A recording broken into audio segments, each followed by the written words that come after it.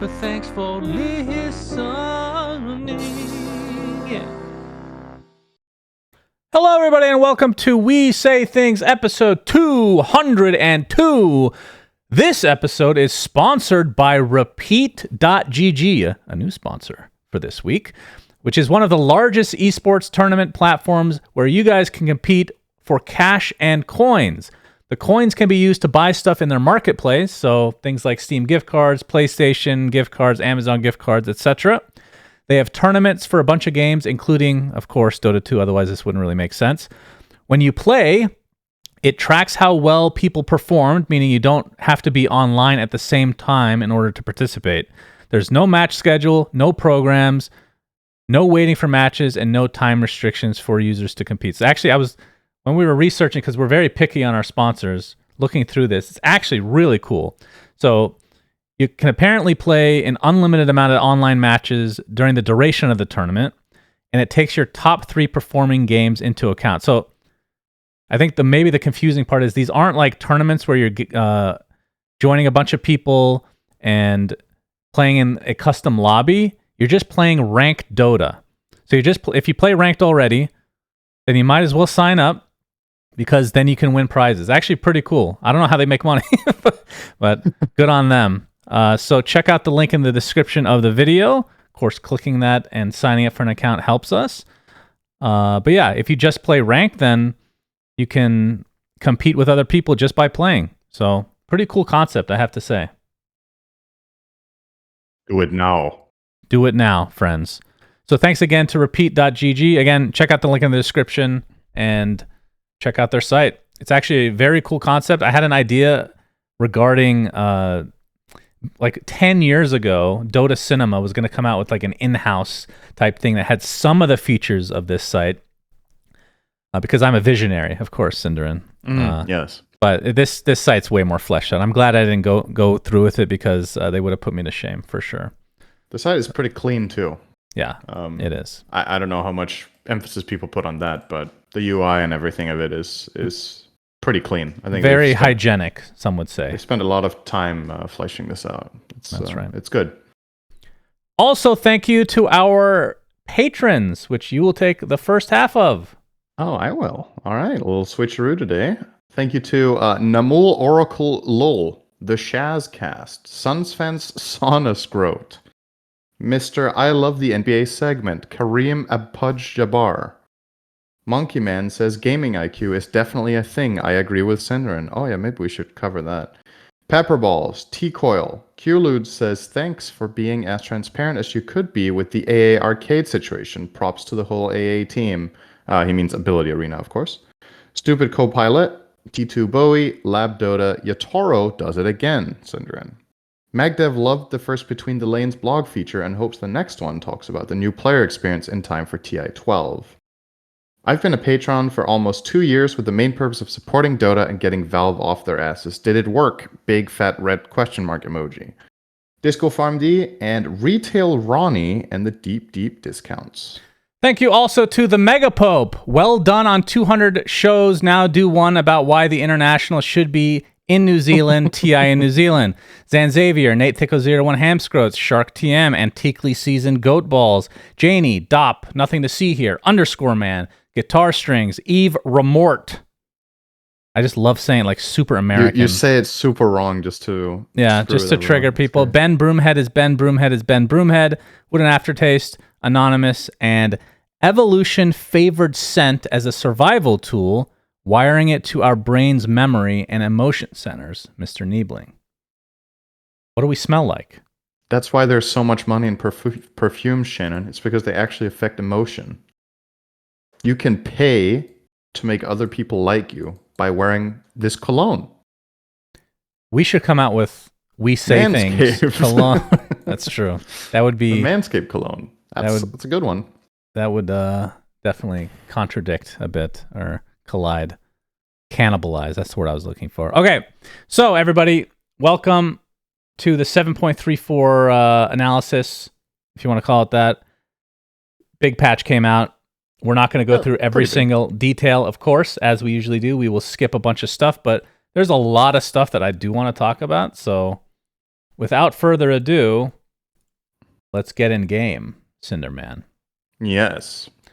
So As a matter of fact, you can talk about the first part if you want. The pick bans. I mean, I know that the general changes are your favorite in general. No pun intended. Yeah. Okay, so Pretty weird how they have this all, set up now. yeah, so one of the biggest changes to the captain's mode change, I'm not going to explain every single step and how it changes things. I think it gets a bit too overwhelming. You kind of need visual aids for this, and you need to see it in game. But the crux of it is that, or the essence here is the draft is asynchronous now. So for as long as I can remember in Dota, the teams have had the same amount of picks and bans every phase. Obviously, you can't have everyone pick and ban at the same time, so there will be teams that have first pick and second pick, etc. But every phase was the same for both teams. It isn't anymore. Now, in some phases, one team has more bans than the other, for example. And on top of that, the draft has switches hands significantly fewer times. So in the previous one, there was switches all the time after like 1 or 2 picks. Now the switches happen, I think, a total of, I want to say 4 times less during the draft than before, which should be a net positive on drafting time. The amount of picks and bans is the same as before. And on top of that, in the first phase, you now only have 15 seconds per ban instead of 30 before you dip into reserve time. They're doing this to try to combat. The biggest downside of this new draft is that there's a lot more bans in the first phase, which I think is really good for the quality of the game, because I think more quote-unquote OP heroes or just annoying heroes for the teams to deal with, they have more bans and more freedom in the first phase. But it also means that as the audience that isn't particularly interested in drafting, it's like, man, just pick already, right? Because there's like 7 bans in the first phase. And that takes a bit of time to get through. So they're trying to combat that by punish teams if they take too long. Then they go into reserve time really fast. Yeah, I'm really interested to see this. I think it's a really cool idea. It might turn out like the best drafting system ever. It might turn out awful. Yeah, this is one. Say, really, this is one that's impossible. I mean, the way that I would sum this up is before you had 4 bans in the first phase. Now you have 7. Yeah. And then after the first banning phase before, each team picked 2 heroes. So that's 4 heroes. This time you each get 1 pick. And then there's another ban phase. This time it's 3. Yep. So this is going to like spice things up a lot. I'm happy that fact that it's going to spice things up, but whether it's going to be better in the long run, impossible to know. But considering that we're, I'm just sure there's going to be at least a couple letter patches before TI, but I think even with just that amount of time, I don't think people are going to really master anything by that. It feels like this last drafting, the way that it was before was everybody knew exactly what they needed to do. Mm-hmm. Unless there's something criminally wrong with this, I don't think this gets changed before TI. I think this is the TI captain's mode. And I'm really excited for that because I think it's going to be really fun to watch. And if we're invited, it's going to be really fun to talk about because it's new, it's spicy. And as you pointed out, if you do the math on it, in the first 12 actions, there's 10 bans, right?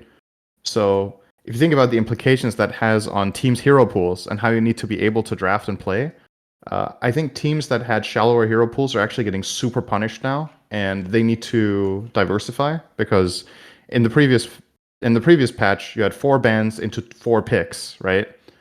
So out of the first 8, 4 were hero picks. Now out of the first 12, 2 are hero picks, though.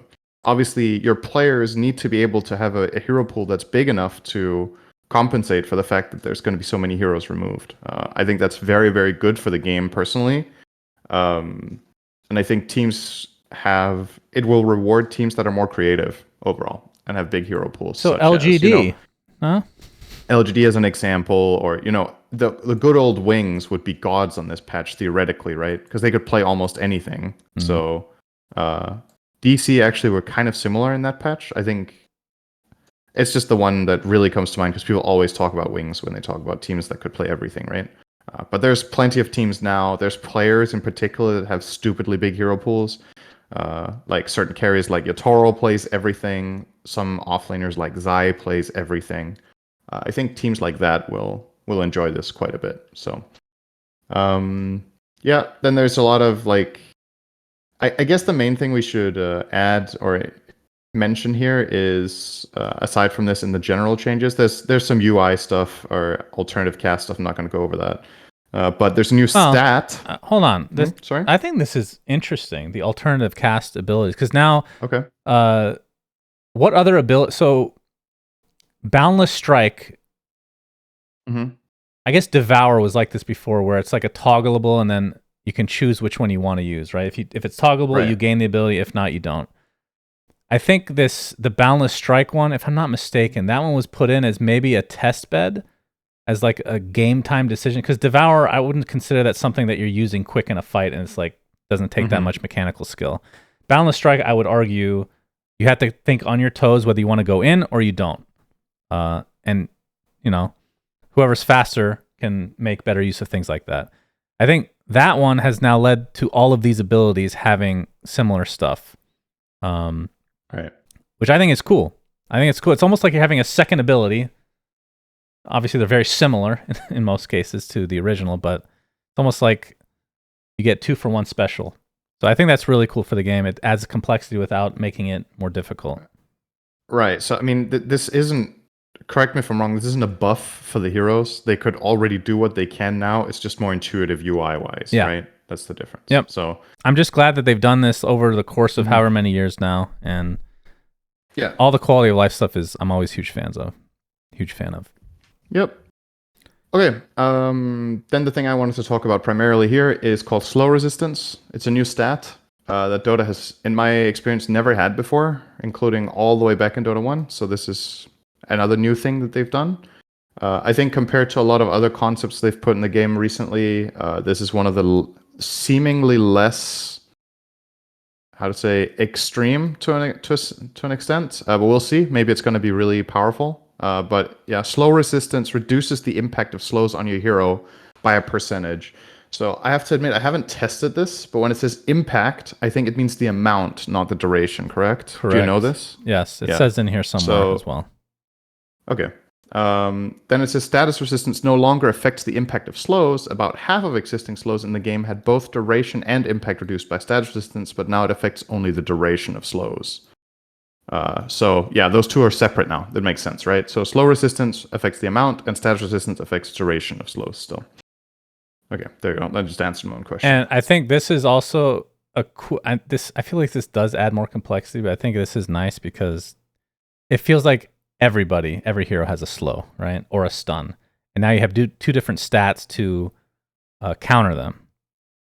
So yeah, I think that this is a good change. I think there is no way of obtaining slow resistance in the game that isn't tied to your hero. So what I mean by that is you can't buy it, right? Yes, you can. Armlet, you can. And there's a neutral item. Armlet. And maybe there's more. I can't remember. You're right. I forgot about the armlet. But the vast majority, so the vast majority of slow resistance they put into the game was on specific heroes with specific abilities. Armlet is not a popular item, but some heroes are going to buy it, I guess. Yeah. An example of this is when Sven is in God Strength, he has slow resistance, so it's harder to kite him, basically. So that's a buff to that hero, as an example. Okay, Scan has 2 charges, so obviously that's just... I'm not sure what the reasoning is for this. I'm curious to see how that's going to impact pro play, because I think that's where it's going to do the most. Part of my guess is that this is implemented because of the change to smoke. We'll get to that. Some positions have been moved a little bit. Well, one of them's pretty big. Sorry? The biggest one is the outpost being moved to the triangle. I was gonna mention that. So they're moved from main jungle to triangles, the outposts. I have a bit of a hard time judging how good that is for both teams. It brings them closer to Roche, right? But you already have an outpost there on one of them. Wait, what do you mean it brings it closer to Roche? To the other side, you mean? Yeah, so beforehand, each team had like one outpost that was close to Roche, right? Those remain. Those are still there. Yeah, but now the other outpost that you have is closer to the Roche you were furthest from with your other outpost. Correct. So I guess it closes the gap there a little bit. I'm actually genuinely surprised they did not move the outpost at Roche. I really thought that was going to happen. Yeah. But I don't know. It was awkward having 2 outposts in the same general area. So it'll be, we'll see how this one works out. It's probably is better though, I think. Yeah. Okay. Yeah, so I'll quickly mention smoke since I mentioned the scan thing. This is a really good quality of life change for pubs in particular, I think. So smoke now lasts 10 additional seconds, so it lasts 45 instead of 35. And then the way it works is that you activate smoke, and any allies that come within 300 range of you obtain smoke. This is in addition to the usual on cast, where in a huge radius around you, everybody gets smoke activated. I believe they still do. But now you can cast smoke and you can connect with people and then they get smoked. So I don't know if this is a bug or intended right now. If you have to run into the person that cast it. Does that make sense? Yeah, I don't think that's a bug. I find that to be a bit weird, but I mean, this change is really based on the wording, that's how it's meant to work, right? It says while the caster is disguised, any allies that come within range of them that's get true. The buff. So I mean, I don't see what the problem It's definitely would be working the way it says, but yeah, you could also have it be anyone that comes in range of anyone who's smoked. But yeah, the reason this is really powerful is obviously it allows you to, since the smoke lasts that much longer, you can cast just smoke on yourself, you can connect to your team faster, and you can make it a lot less obvious when you're smoking, because everybody doesn't need to fade from vision to cast it. They can fade from vision for a moment to connect with someone who already smoked 10 seconds ago, and then they can go together and gank somewhere. So I think this is going to be very dynamic, and I think this is why there's 2 scans. Because I think smoke is going to be really powerful in Pro Dota, more powerful than it already was. And with scans, you have more ways of trying to detect these plays coming. Because of how fast it's going to go in nature, it's going to be nice to have like let's say a buffer scan that you can just throw out there just in case when you need it. So, and I would argue with the 10 extra seconds, you can have the support that buys it, pop it in their base, so there's definitely no vision. Like we've seen a lot of pro games where they just see them smoke because they don't know they have a ward there. But this also matters a lot for minute 0 smokes. That's another part of it. Usually these 35-second smokes, people would use them in the base to run out fast and ward, and then they would expire. But now you can run out fast and ward, and you still have a lot of time to ward and then turn it into a gank level 1 as well. So I think this change is pretty cool, and it's going to be really fun to watch. Okay, what do you say we don't really go over the like small or like just small nerfs or changes to items, right? You want to go over the big ones. I do want to go to the big, but there's some of them that I find interesting that I wouldn't mind talking, like Arcane. I think Blood Grenade is worth mentioning. Well, you can, okay, go ahead and mention Blood Grenade. It's a lot cheaper. It costs 50 gold instead of 65, but you can only have 2 of them from the start. You can only have 2 in your inventory, and there's only 2 in stock, and the restock timer is a minute longer. So the whole spamming blood grenades thing that we've had going for a while is not really going to be the case anymore. But they're really stupidly cheap for how good they are. You have no excuse to not buy this item early game. It's 50 health for 50 gold, which is already great value. In comparison, when you buy a vitality booster, you pay 1100, right? So if you don't want to use the grenade, just buy it for the health, right? They should have put in parentheses, get fucked solo, and I think that would have been appropriate. Yeah. I mean, I honestly don't think they needed to reduce the cost. I don't know why they did that. This item is insane. So, okay, you want to go over Arcane Blink? Yeah, you gain 200 health and 100 mana when you use it now. By the way, this was already underrated. This is a cool item. You can blink farther. It's a fucking 7-second cooldown blink. And if you go for heroes like Axe, who of course want Octarine Core, as we all know, very standard on Axe, becomes almost a 5-second blink. It's absurd. And now you gain mana and HP? Sign me up, Cinderin. Great item. But you know what you don't like about this item now? What? Now Tinker's going to buy it. Isn't that wonderful? I mean, he's going to have a lot of mana. But you have to rearm to do it. Yeah. So you're losing mana each time. I mean, yeah, but you're doing that anyway to cast your spells. So now Tinker is probably just going to buy Arcane Blink and be able to cast his volleys multiple additional times. I did think of it. I don't think... I mean, we'll see. We'll see how big of an impact And in combination with this, the reason I think Tinkers are going to do this is that Overwhelming Blink got nerfed quite significantly, especially for that hero in particular, because Overwhelming Blink now does 100 damage plus 50% of strength instead of 150, And then the 100% of strength in addition will do damage over time, which takes 6 seconds. So the whole spamming rearm, overwhelming blink Shivas is not going to do nearly as much burst damage. So I think Tinkers might at least consider the Arcane Blink option. They get 25 int, so they have more mana pool, and they get the mana when they cast the blink. So with Arcane Blink and Soul Ring on Tinker, I think you can almost indefinitely, not indefinitely, but for a very long time, you can spam your spells in a fight before you have to go back. So yeah, that'll be fun. I mean, I like casting Tinker, so as much as I hate playing against That's true. It is fun to cast. Okay, we mentioned slow resistance and armlets. Yes. Let's see what's interesting here. Hand of Midas. Diffusal Blade inhibit no longer roots creeps but slows them. Very big. Well, Disperser did get a big buff though. Yes, that one is worth mentioning. Now there's actually a reason. I mean, there was already. I thought Disperser was also kind of underrated because it dispels you and gives you a boost of speed. But now it will work on units in a 350 area around the target. So I assume that works both as a buff and a debuff. So that's pretty good. I think that's quite good. This should be seeing a lot more play, I think. I guess it makes it kind of cool also on specific illusion-based heroes, right? Because they suppress all of their clones.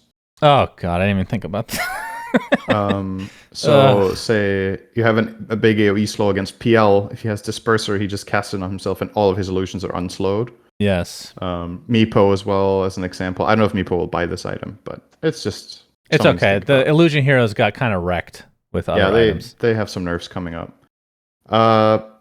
Big change coming out of nowhere that I don't know why happened, and which was also, I want to say, bugged for the first day, which is hilarious. Hand of Midas has 2 charges now, but when you buy it, it comes with 1, and the charge restore time is 100 seconds. So essentially, in terms of how much gold you gain with this item, it's largely unchanged, right? I think the cooldown used to be 100 as well. My chat was telling me it was 90. More? It was 90. So this is a nerf if you're using it off cooldown. So if you had perfect usage, if it was 90, then if it's perfect usage, this is a nerf. But this gives you the freedom that if you go down to 0 charges, you have a lot of time before you need to use it again because you don't have to use it immediately when it's ready. There's no wasted time while you're moving. Now, the bug on this item when it came out for the first day was it stacked. So you could have more than 1. And they had independent cooldowns. So people were playing Ogre, and they were buying 4 Midases, and then they lost. But they got rich. Yeah, they were really rich. And they had very high levels. I think on like a subset of heroes, it would actually be extremely powerful to have 2 or 3 Midases given the perfect game state. But yeah, doesn't matter. It's not possible anymore. It got fixed. BKB takes off Halberd, right? Yeah, that's big. Not only BKB, any debuff immunity, which is not just BKB. We'll get to one new one, or one old one, a bit later. You can't stack Lincolns on the same target. I think that's a pretty big change. So something a lot of pro teams in particular made use of was when they had lineups with multiple universal heroes, their high grounder would just be given 2 or 3 Lincolns by their team, and you would have to break through all of them. The way it works now is if you put Lincolns in someone that already has it, it refreshes the duration but doesn't give an extra stack. So now you need to be really clutch with putting them back to back if you want to cover someone, rather than just being like, lol, I have 3 spell immunities on me. Yeah. So it's pretty good. Theme of this patch, multiple items do more damage to illusions. Maelstrom, Mjolnir, and Radiance do 150%. So that's new. Nullifier no longer purges debuff immune targets, so similar to Halberd, right? The debuff immunity is more powerful against these counter items. I want to talk about Revenant's Brooch real quick. Sure. So the active no longer grants attack speed. Now it applies a minus 20% magic resistance debuff to enemies on attack that lasts for 3 seconds. And it no longer deals no damage to debuff immune targets, but reduction by magic resistance still applies. I just had Valve. I don't know if Valve employees watch these kind of videos. You are taking an item that was in Han, okay? It's called Harkin's Blade. You came out with Revenant's Brooch. You tried to make it as different as you could with the same concept. It was garbage. It has been garbage for a full year, maybe more, however long this has been out. You are now making changes that are literally part of Harken's Blade, the magic resistance debuff. Just fucking copy the item. Just copy it. It's close enough already. Now all you need to do is, instead of having an active for no reason that only lasts X seconds, just make it a toggle that costs mana each time you attack. That's it. It's Harken's Blade at that point. Okay? But then it's too expensive. Right? Well, you can buff, you can nerf, or you can balance it however you want. Just I mean, you use could just make that the concept. same item, sure. Just take the fucking... The game's dead. Nobody's gonna DMCA that shit or copyright. Yeah, what's wrong with you? Sorry for the noise. I just what do you call it when you drink water and you... It went down the wrong hole. Wrong pipe, yeah. Oh, Jesus. Yeah, enjoy yourself. Yeah, don't worry. I don't think Harken's Blade is insanely funny, and I just can't stop coughing. That's not what's going on. Yeah, I was wondering what was funny about that. I was really passionate. Yeah, I was like, what? No. Yeah, I mean, this item has honestly just been weird since it came out. It's had like these very niche situations where you would buy it against like Terrorblade because he has insane armor but no magic resist, etc. But I don't know. I mean, they can keep iterating on this item as much as they want. I mean, it's fine that it's in the game. It's just, it gets bought like less than 1% of games probably. It's just like, I don't know. Does the item even need to exist then? Like, does it have much of a purpose? What are you trying to do, really? I think the concept's fine as long as it's just not usable based on the fact that you activate it, and then for that 6 seconds or whatever the duration... Actually, let's check. How long is the duration? I think it's 5. It's 5 attacks. Like, why is it such a limit? Like, this is such an expensive item. Just make it work, and then nerf the numbers. Make it work all the time when you toggle it. Costing mana per attack. Easy peasy. Okay, Rod of Atos, this is a pretty big change for Universal Heroes. So, especially Universal Heroes were buying this a lot last patch. They reworked they're basically reverting this to its old version. When this item came out, it gave int health and the root, and it does that again. It's 500 gold cheaper. Gives 15 int, 300 health, and the same root as before, but now it gives no strength, no agility, and 9 less int. This effectively makes it an interesting purchase on some supports and some utility heroes, I would say. Great example of a hero that could now buy this with a lot of joy would be Pudge. Because of the 500 less gold cost, this is a lot more affordable to a support Pudge, and it lines up your hook very well, obviously. Could be interesting on Mirana.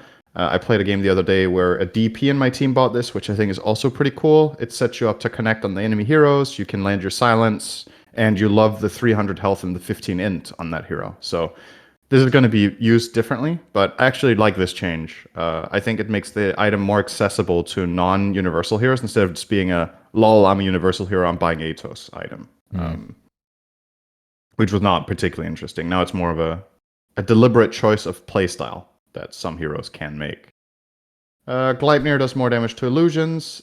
Now no longer gives agi or strength, so similar Atos change, obviously. It's now 500 gold cheaper and gives 350 health, though. So I think for some heroes, Gleipnir is kind of interesting. But yeah, the loss of strength and agility hurts quite a bit. But there will be some heroes that can probably use this, such as Furion, who wants the int and the damage, and wanted the Maelstrom for farming anyway. This is still an interesting choice. There's got to be a couple more, but definitely fewer than the last patch. Shivas does more damage to illusions, similar to the others. And I guess the final ones that we should really mention are Spirit Vessel is now built from 2 crowns, urn, and a recipe. It costs the same as before, but the build-up is a lot nicer. And now it gives 12 to all attributes instead of 2, and no longer gives health because you don't use the vitality booster. So considering it gives 10 more strength, that's roughly the same health as the vitality booster would have given, a bit less, but you get armor, you get mana, and this could be a really interesting item now on Universal Heroes because it gives 12 all attributes. It actually gives decent damage. I wonder why they changed this, Cinder. Could you think of a reason? What hero buys this? No, what hero buys this in the mid lane that is now universal? Oh, Invoker? Yeah. Yes, I think that is why they changed it. Crosswix Invoker is... Yeah, and that's the other thing. We'll get to that. I'm very curious how people are even going to build that hero, because it's totally reworked. Yeah. Veil of Discord gives 200 damage to barriers. That's cool. Which is very... That's a cool mechanic. It's like a way of combating pipe, essentially. primarily. But yeah, Well, I don't mind that. Pavis Pretty goes cheap. from, is it 300 Yeah, Pavis damage as well. block to 100 Yeah. just by using this? That's pretty nice. That's true. It pierces Pavis too. Yeah. It's pretty cool. Quite And nice. of course, the rune, the shield rune. Yeah. Also All right. true. So what neutral items? I mean, a lot of these are just tweaked. Obviously, some of the ones that were crazy, like occult bracelet, 5% magic resist, half magic resist. I mean that item. I think the item might even still be too good, actually. perhaps. And it's crazy that you take the magic resist from 10 to 5, and I think I would still pick this over most neutral items in tier 1 regardless. It's just that good. It was insane last patch. Dragon scale doesn't work on illusions anymore because I was owning towers. Yeah. There is one I wanted to talk about, but it's a little farther down. Is there any of these cheaper ones you want to talk about? Not really. I mean, you could quickly mention that Vambrace gets a magic resist hit as well. So that's like a theme for the neutral items, less magic resist. Vindicator's Axe gets 20% slow resistance bonus. So that's added to its original effect. So pretty good item. Okay, so some of the... And Ascetics Cap, sorry. Oh, go ahead.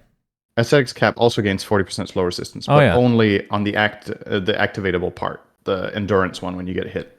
So wait, what was the status resist? So it's actually exactly the same as before, right? Because the old status resist did both. Yeah. So it still does both. That's true. It's the same as before. So a couple of the items that are like when you watch the pro games, when we cast the pro games, they pick it every game, and you see if they have it available, they will always take it: Trickster Cloak or Ninja Gear. Yep. Ninja Gear, they fix something here. Agi bonus from 25 to 20, movement speed bonus from 25 to 20. This is still beyond broken. I think if you get... Okay, am I crazy? If you get rid of these stats completely and all it does is smoke you, is that still not fucking amazing? I think some heroes would still take it, yeah. And then... For a moment, I thought you said, if you get rid of this neutral item, are people going to complain? I was like, my man. But you didn't go there. But yeah, I mean... Honestly, I don't like this concept. I don't think it's a fair neutral item, actually, because I mean, now that there's a higher chance that someone in your team will get it, or the way it's distributed, it's just like some heroes just benefit way too much from this compared to others, and I don't like what it does to the game. I feel like, especially now with the changes to smoke and everything, make the smokes make the moves, not Ninja Gear. Yeah, I don't like this item. If you put me on the spot and you were like, okay, Sin, you don't really like neutral items, you would rather not have them in the game, yada yada. If you told me I could delete one, it would be that one, I think, actually. Yeah, it's way too game breaking, I think. I agree. I mean, I legit think if you get rid of the stats, it's still going to get picked by a lot of people, because just having a smoke all the time is insane. It's pretty crazy when you think about it. Yeah, Martyr's Plate gets a bit of a buff, and I guess that's about it. Tier 5 items. Dispel Prism and Trickster Cloak, pretty standard, I would say, or pretty understandable. Just Book of Shadows is now easier to use because you can target the caster if they're on your team, aka you can buff them, so that's nice. Yeah. Okay. Yep. Let's talk about heroes. So we're going to skip a lot of these, of course. Mm-hmm. And the first thing that either of us finds interesting, we will talk about. AM has a new shard. Yep. He can counterspell ally. So like grab ally, but with counterspell. Which gives them the counterspell effect for the same duration as it does on himself. And the change to counterspell itself with shard as well is that when you cast a spell on and it gets reflected, it also creates an illusion of anti-mage that deals 100% damage, or sorry, 75% damage and takes 100 and has a 4-second duration. This is a pretty big buff to this hero when you do get the shard, which you're probably still not going to buy most of the time, but if you get it from the Tormentor, or this hero also has a tendency of getting full slotted and having extra gold, this gives you a little bit of an extra thing. Maybe you'll see people buy this against some heroes. It could be cool, but yeah. So, does it work on yourself? I guess you also have the regular counterspell. Wait, is this a... This is not a separate ability, though, right? Oh, I'm sorry. It is, but I think they share cooldown, right? I'm just going to demo this right now, but I'm pretty sure it does. If it's two separate abilities, so you can counterspell yourself and an ally, then that changes my perspective on it quite a bit if they don't share cooldown, but I haven't tested it until now, so I'm going to get I don't see why they would share cooldown. It says new ability, so I don't... Oh, it doesn't. All right. That's... All right. That's kind of cool. It sounds pretty strong, but obviously, like, are you expecting an anti-mage to ever help his team? I don't know. He's just farming the whole game. Yeah, that's fair. I think in pubs, you're never going to see this do anything, but... Yeah. Wait, can it reflect on neutrals, Synderen? Do you know? What do you mean, if neutral... If a neutral casts a single target spell at anti-mage as he's farming. Very important mechanic. I think it can spell reflect the Purge of the Satyr, if that's what you mean, for example. Okay. I think it can. Easy. But AM farms the camp so fast that the Satyr doesn't cast anything, so it doesn't really matter. All right, moving on to more important things. Arc Warden. Magnetic field has been changed, so the Tempest version doesn't give a magical attack. Now it gives base bonus attack damage, so more right-click heavy for Arc Warden and his itemization. And now Tempest Double is a point-targeted ability with 700 cast range that spawns the Tempest Double in the pointed area. This is a pretty big buff. Because beforehand, when you put your double, it would always spawn next to yourself. But now this actually gives you reach. Yeah. You can catch. You can cast your double 700 range in front of yourself, and then it can cast Flux. So it's kind of interesting. This is one of the few heroes, if deleted, would not give a shit, actually. Just so toxic to play against.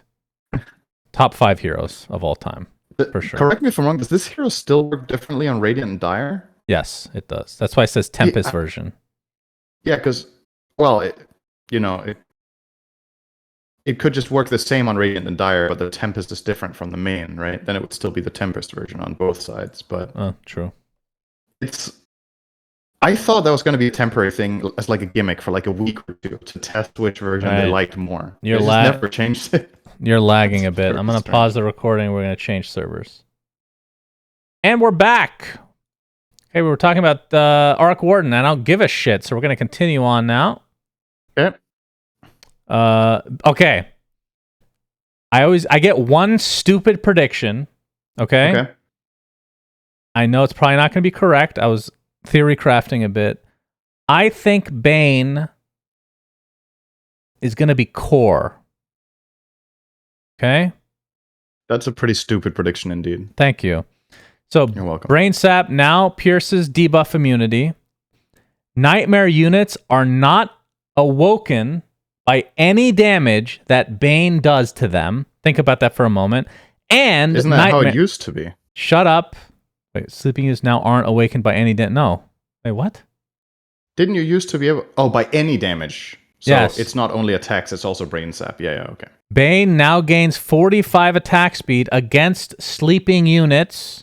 That's good. Okay, so just think about it, Synderen. Attack speed you have build. A pretty good point. All of this stuff does make Bane a better support. No. So they'll probably keep playing at support. Mid lane, you're gonna see right-click build. People think I'm crazy, and in a month we're gonna start seeing some fucking Thompson's gonna pull this out and he's gonna destroy with it, and then everybody's gonna try it. There's one problem with this. Because keep in mind, Bane is a universal hero, so his stats are incredible, actually. Yeah. 2.5 gain on all. Okay? Yeah. The only problem is Manta, which is great on universal heroes, the Manta will get slept. The illusions, for some reason, get slept. That'll be fixed. Okay, if that's fixed, then we're online. All right, Chan, I'll give you a bit of perspective here. So remember that patch where Bane had a level 10 taunt called Enfeeble Steals Damage? Yeah, I remember. And he could literally click an enemy hero and gain 120 damage for 10 seconds? Yes. He was still rarely played as a core in that patch. That is not true. He was played as a core for like a few days, and then people were like, it's actually not as good as we thought, and then they stopped playing. You are not remembering this correctly, because then it got nerfed anyway. But it wasn't popular for very long. I vividly remember this. It was Dota Pit, okay? We were casting... I was doing panel. You were not there, because you were trying to be a professional player for some reason again. Was it back in... No. that can't. This was Dota Maybe. Pit, and Maybe. Virtus Pro was playing. No one played Bane. He destroyed. They lost the game because they threw. It was not because his Bane wasn't good. His Bane destroyed. And then we saw it picked a bunch more in the tournament. And then after the tournament, they got rid of that talent. Okay? They didn't give Bane the space. Are you saying this got picked a lot as a mid? Because I remember it being picked very little, a couple of games, and then being It was picked like, let's say 8 to 10 times is what I remember. Okay, and what was the win rate? I don't remember. All right, 0. Cool. So it wasn't that great. So now this is going to make Bane a great support. But he's universal now. Just think of all the... Okay, anyway. We'll see. We'll see who's right on this. I will play Bane as a support. It's one of my favorite heroes, one of my best heroes. You only play now support. It's better. Okay, well, enjoy your life, okay? Yeah. Worthless support. Beastmaster Call of the Wildhawk has been reworked. This is a very big change to the hero. Beastmaster now no longer gives this crazy amount of map control for free because you can't direct the hawk anywhere to give vision. Instead, when you summon the hawk, it circles around you, and then it uses Dive Bomb, even without Shard, like just from level 1. So the Dive Bomb damage scales with levels, and the root is always 1 second. And then, yeah, it has an attack interval as well. I don't know how much... This sounds a bit confusing to me. It has an attack interval of 4 seconds, but it scales with attack speed, so it obviously deals more damage when you have your aura, but it doesn't say how it attacks. It just says it dives onto enemies within 500 range, dealing damage and rooting them. So I guess it just dives more times if you have more attack speed. Yeah, I guess I don't understand that either. I figured it would just, I even played against this hero yesterday, and I still don't fully get how it exactly works, but the primary thing here is you don't have the targeted hawk for vision anymore.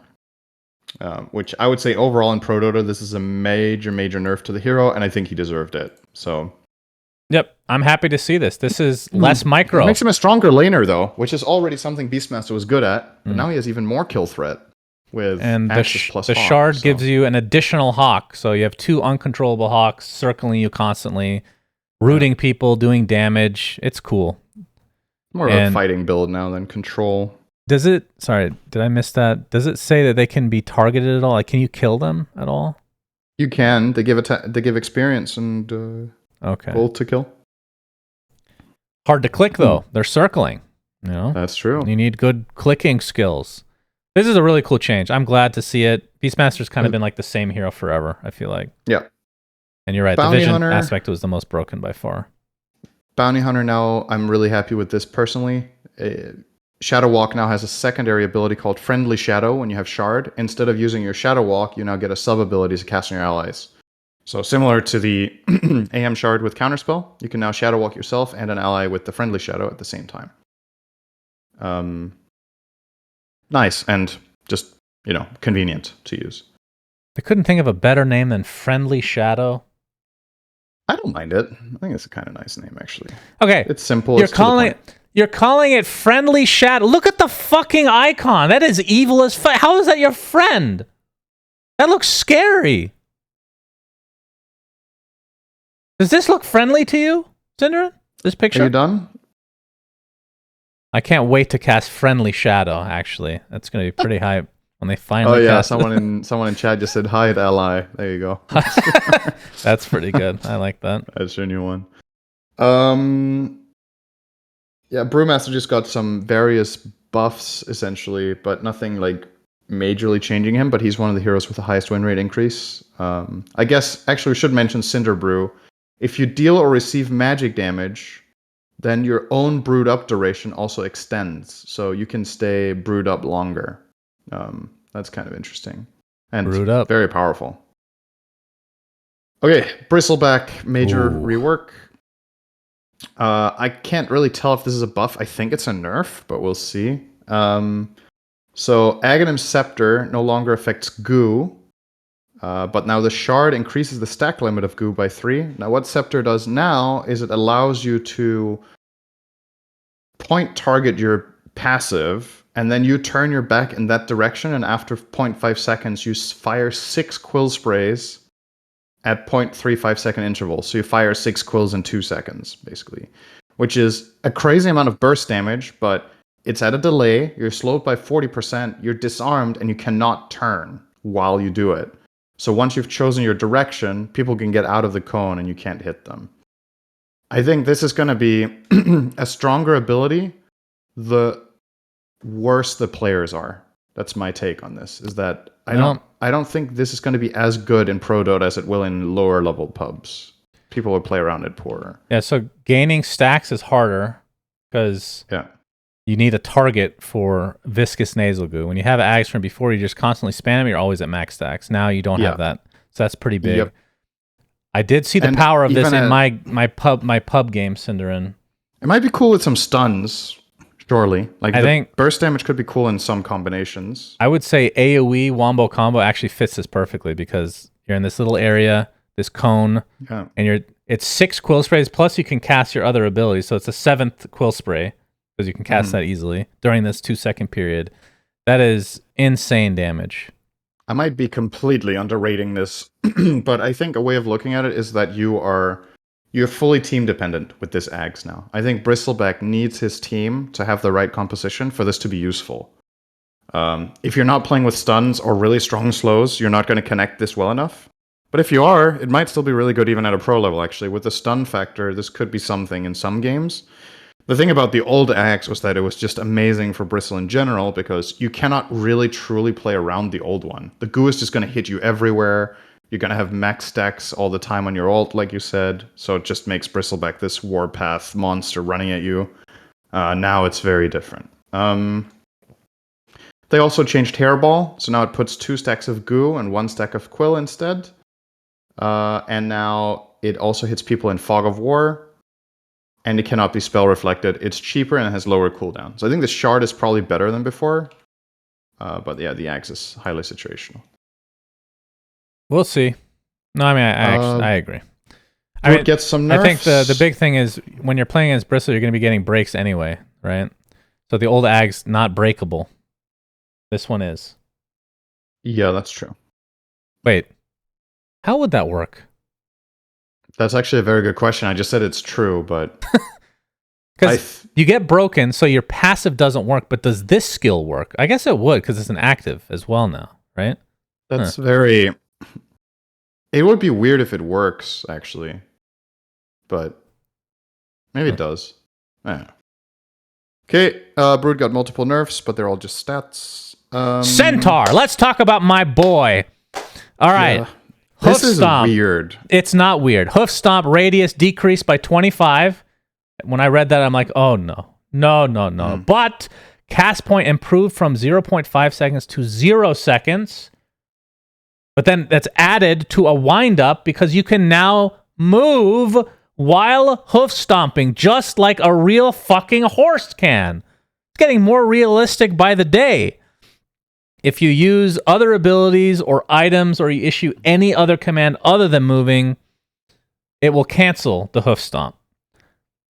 But you can move phase boots, move forward, hoof stomp. It feels amazing.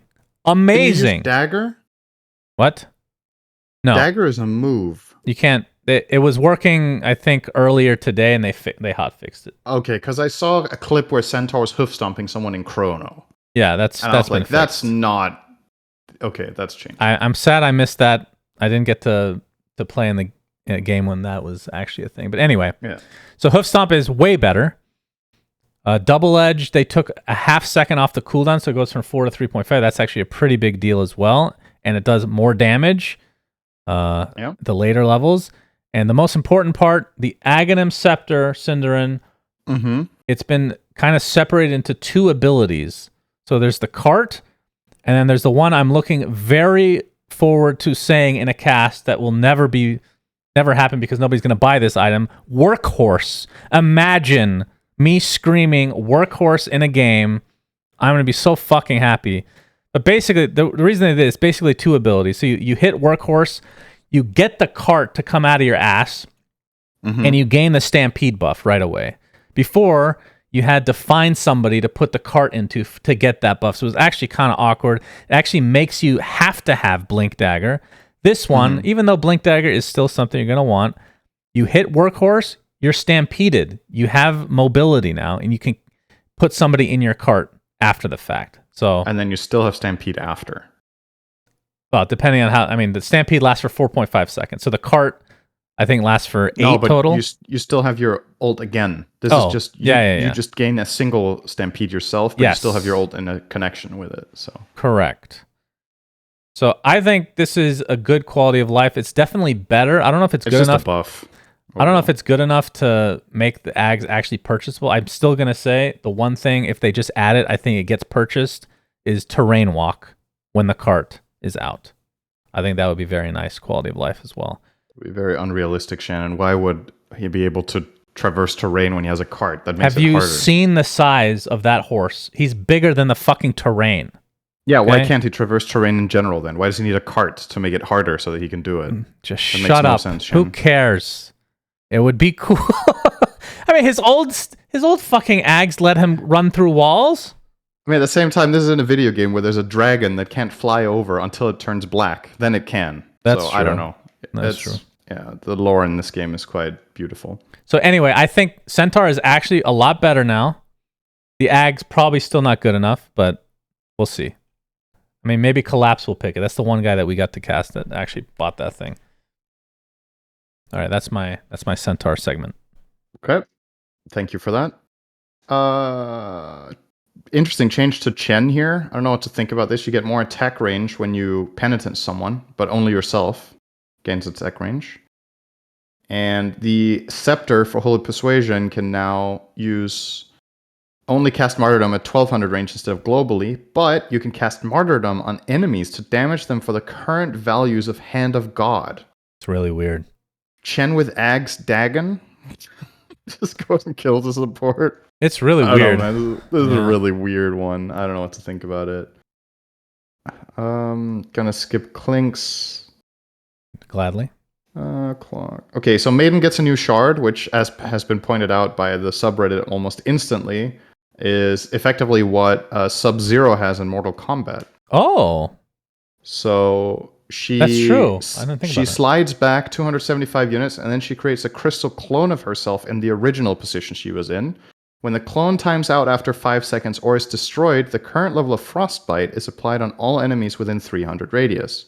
The clone is untargetable, but can be damaged with AoE effects. So essentially, you can use this if you know that AoE spells are incoming to get a guaranteed Frostbite on the targets around where you are in melee. And it gives you a little bit of a jump, which is kind of interesting for Maiden to gain some sort of mobility. This hero never has mobility. With that said, I don't know if I like that. I don't think Maiden should have any mobility spell. I know it's short. It's like 275 or whatever, but it just feels odd for this hero to have mobility. But they're obviously trying to make things more interesting with the shard, and obviously now with this change to the shard, the Scepter now has the free movement and casting while ulting, and let me see. Yeah, so it just does that in addition to what it did previously. So now it still frostbites people when you ult, but you can also move during it. So Aghanims is just more valuable because it does both things, but it does take longer to frostbite people now with the ult. Yeah, from 1.75 to 2.5. That part's definitely worse. Yeah, I don't know how to feel about the Crystal Clone. And it looked really weird when I tried it when I was the wolf cosmetic. It looks really weird. It's a bunch of wolves. But we'll see. I mean, it feels like the sniper shard, kind of, right? Like a crappy version of that. But yeah, kind of. When, like, I guess I haven't seen it with the actual normal Crystal Maiden thing, but like the wolf, you can obviously tell it's not the real Crystal Maiden. Is it supposed to be something that you can trick people with? Because maybe they fixed it from yesterday when I was testing it, but it's inherently extremely obvious whether it's real or not. But you're trying to use it, you're timing this one, right? I think it's very situational. You want to have this against heroes that will damage it just by existing, you know? Like, let's say Leshrac is running on top of you and you use Crystal Clone. It's probably going to die to Pulse Nova, right? Or Edict, or you're using it against Bristleback who's spamming Quills, or you get the idea, right? But this is good for farming. Yeah, I guess it's wave clear. I don't know. It's a bit of a weird one. I don't actually think it's that good, but maybe it's going to prove It doesn't sound that good. Yeah. Darkseer gets 3 nerfs just on stats for 3 abilities: Vacuum Surge and Normal Punch. Not sure if he deserved that, my boy, but what can you do? And then this one, I think, is the single biggest change of the entire patch for me for a single hero. Yeah. Dark Willow Bedlam is now a 900 range ally targeted ability, which can still target yourself. If cast on an ally, Jex travels to the ally at 1800 speed and spins around them for the duration of the effect. This is an enormous buff for this hero. Yeah, that's huge. And it actually, I think it changes the hero's... The thing I disagree with this is that I don't mind if Willow needs buffs, that's fine, but I feel like this takes away some of the hero's identity that made it really cool and really unique, was that it was a support that needed to melee to deal damage, which is very uncommon for ranged heroes and really special. Now, if you play it as a support, you can use everything from range, and obviously I understand there's some value to making the hero more accessible and easier to play at a casual level, but just giving the hero this and not nerfing it in any other way, I think is just kind of crazy. Because you think about all the pairings you can play with Willow in fights, just any sort of melee in-your-face hero with a BKB or whatever, you just throw Jex on them. Mm-hmm. Like, imagine how a Slardar can just kill everybody with Dark Willow now. You blink Crush, you throw Jex on him, and then you use Bramble Maze, and they just die. It sounds honestly really fucking crazy when I think about it in some combinations, but... I like this. I like this one though, because I feel like that's the ultimate. She has 2 ultimates. That's the one that's kind of forgotten. I feel like it's literally for farming. You just use it during a fight just to use it. I feel like it didn't really terrorizes her ultimate. Can we agree on that? That is her real ultimate. Now this one, if you can put it on an ally, fucking axe jumping it, that's really cool. I think this is a really good change. So strong, man. I don't know. Well, that's the thing, though. Like, they're going to nerf it if it's too strong, right? I think conceptually, I like this more than the other one because we've had how many years of Bedlam? How many times have we cast the game? He cast Bedlam! Nobody gives a shit about this spell. It's terrorize. They get terrorized. Bedlam now will be important if you can cast it on somebody that's worth casting on.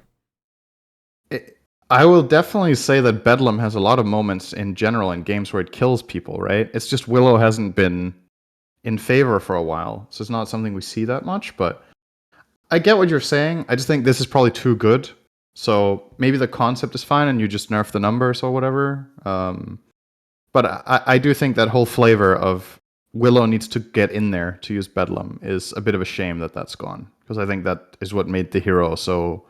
exceptionally high skill and really cool to watch. Casting Bedlam on a hero that is in the Centaur cart, so they're untargetable. Well, how would you cast it on them then? Before the cart comes out. Okay. Very strong. And then grab the tombstone on top of that. Oh, wait. Can you cast it on somebody and then get grab allied? Is that a Bedlam around the tombstone, Cinderin? That sounds absolutely awful. And like a complete waste of a great ult. No, that would work. That's good. Okay. As is being pointed out in your chat, you can also cast it on creeps. Yeah, so true. you can now wave clear safely. You can just throw it on the wave and run away. Which again, I don't know if I like. Anyway. Awesome to see some Dawnbreaker buffs. I fucking love this hero. I'll just highlight the stun on Solar Guardian now pierces debuff immunity. I think this is a pretty big buff. It now offers protection against your whatever hero being run down by a BKB Slark, for example, or, whatever it is. Black hole counter. It counters Black Hole. Yeah. There's some pretty cool things about this, obviously. And, Dawnbreaker just got multiple buffs. It got 1 armor, it got better Starbreaker, it got that ult Pierce, so it's just a better hero. One of the biggest winners of the patch, actually. We'll get to that. If you want to talk about Dazzle, it's all you. I'm not reading this hero. I'm not learning about this hero until it's I don't know, man. Can we just get Weave back? I fucking loved Weave. It was one of the coolest spells in the whole game, and I know it wasn't flashy. I know it didn't ever get many shoutouts in casting or whatever, but it was a really unique and cool spell that... I don't know if I've talked about this before, but I like spells that are like have like hidden power. Do you know what I mean when I say that? It's like it's not inherently obvious how strong the spell is, but then when you enter a fight and you time it perfectly, you're like, holy shit, it just changed everything. Oh, that's Like the a really problem, well though. cast pre-weave or really well cast in-fight weave in long fights is insanely powerful, but it's just this hero lost its identity somewhere along the way and he never got it back. Like I've barely played it since it got the Juju changes, and if I had to pick, this is the most uninteresting version of the hero. Is this one where you pay health with bad Juju to regain cooldowns? Yeah, I would this one. way rather have the one where you heal a bit, and I would rather have weave than that one. One of the reasons that I haven't. This is not a joke. I know I've cast TI. I have not learned what this ultimate does because I know, like when I first read the patch notes when this newish version came out, I'm like, this isn't. They're not going to keep this. This is fucking too weird. Mm-hmm. Same with OD and his stupid shard shit.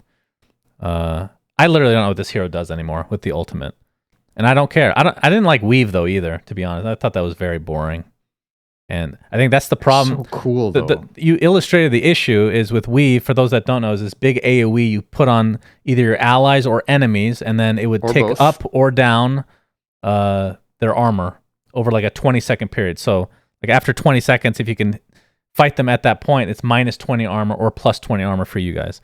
The problem with that is like you said, you can't tell how the impact of that. Like if you're casting or watching or playing, like it's going to be frustrating inherently. So I did not like that one either. But I thought the original Bad Juju was fine. I mean, I feel like the original Bad Juju was also way less interesting than weave. I don't know. Maybe that's just my personal bias. Cooldown because reduction I used to on love items? playing Dazzle with weave, right? But Cooldown reduction on items, and every time you cast something, it lowers armor. That's the original Bad Juju, right? yeah. I think that's a cool concept. I like it. But yeah, no, I don't know. Yeah. This one's a mess. I actually hate this hero. Yeah. I'm sad that we talked about it. I regret it. I don't think I've played Dazzle. I haven't played this hero since he got the new ult. Let me check when I played it, actually. This was one of my best heroes when I was playing professionally. I have not played this hero this year. My last game was November 2022. Why does this cost health? I don't even care, actually. Let's move on. Move on. Weird, this hero's dead to me. Next. Let's go to... Doom. The Disruptor one is also kind of interesting. If a target is trapped inside kinetic field, Thunderstrike applies to all other enemies inside the field. That's a pretty big buff for laning, in particular. Mm-hmm. If you hit multiple targets with the combo, that's extra damage. Good for farming creeps.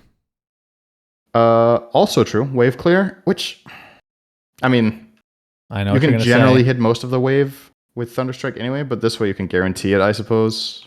I don't know. A bit weird. Okay, Doom. Ooh. Very interested in how this one is going to play out, but I think the community at large is going to enjoy this a lot. So we'll just highlight the ult. Doom no longer applies mute. I think as much as people love throwing around the memes about whether heroes are unfun or whatever, I think at some point a Riot developer, I think it was actually Ginsu, said that a lot of Dota heroes were anti-fun, was what it was called, I think, with like Invoker. It was anti-fun. If I had to pick a spell in Dota that's anti-fun, it's Doom. You literally click a hero and you make them fucking useless for 16 seconds. It's not fun for the guy getting doomed. It's not fun for his team. And it's not particularly interesting gameplay. It's just fucking, like, come on, you know? So... It's true. What it does now is it doesn't mute you. So you can still use your stuff. You can use your items. But you cannot heal. So this hard counters specific things. And I'm really happy to see another healing counter because this has been the gimmick or the niche that AA has filled as the only hero in Dota for like 7 years. It's been the only hero that can remove healing entirely. Now there's a second version of it, which is Doom.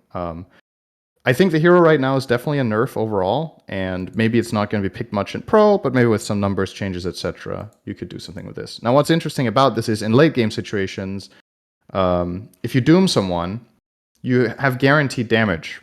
They cannot be healed in any way. The only protection you can do is to hide them with like disruption or astral imprisonment. Otherwise, you know Doom is going to hit them. And even though they can use their items, they can't TP to base to survive because they can't heal in the fountain either. So if you're doomed, You're gonna die if you're low enough health. That's essentially what it is. The true counter is Shallow Grave, the hero that we just discussed, will be brought back now. That extra 5 seconds of life. I agree. This makes it more interesting. I don't know how good it is. Yeah, because with items, you might have to buff him in other ways. Like literally just phase boots, you run away, right? You probably can just run away from Doom. Force staff, like there's a lot of counters now, but you can't heal. So, and we should mention. I mean, it still silences. Yes. So it's like, yeah, it doesn't break your inventory, but it's still getting doomed is still really bad for a lot of heroes. Yeah, sure, maybe you can force staff away, but then you can't do anything anyway. So the doom is still being powerful, right? Like the 16 seconds that you can't cast spells is, if you doom a support most of the time, this is honestly going to work largely like it did before, right? Like, what's the support going to do with their inventory? Like you said, maybe they can force staff away, but they're probably still going to die to the doom. They're not going to offer anything in the fight. So I think it's still a good spell, but... They also got rid of the shard on Infernal Blade, which increased the stun and did the level death damage. And they have given it to the Scorched Earth now, so Doom will heal, along with any controlled units, which I found that part interesting, for 60% of the damage values of Scorched Earth. So that gives him extra heal. But now you lose... I mean, maybe this is just for later game situations. I mean, you lose, first of all, the Blink, Infernal Blade, Hoof Stomp, Infernal Blade again. You lose that because that extra stun duration was needed for that combo. So that's a big combo dead. And then the chase potential is worse, I would say, because Infernal Blade obviously stunning longer. And the fact that you can use items. So catching up is going to be harder for Doom now. And finally, one last thing. Doom gets level 25 talent called Doom Applies Mute. You have to choose. If Doom gets to late game, you can choose Mute or Break. But if Doom gets to late game, he effectively has the old Doom on a carry that now also can't heal. That is fucking crazy. When you get to that point, this hero is something. If you get AoE control with Doom, he has... forget about the 25 talents. AoE control with Doom, any kind of CC... Aghanim Scepter, preventing multiple heroes on the enemy team from healing. When you have like a Chen in the back that's trying to heal from global range or whatever, hard countered. I mean, there's definitely scenarios. Like before, I think Doom was just picked literally every game just because it's always good in some ways. Yeah. Maybe now it's a little bit...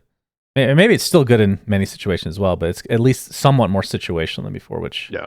I think this is a more interesting design, personally. So I'm happy with it. Not sure about the shard, but we'll see how that works out. Yeah.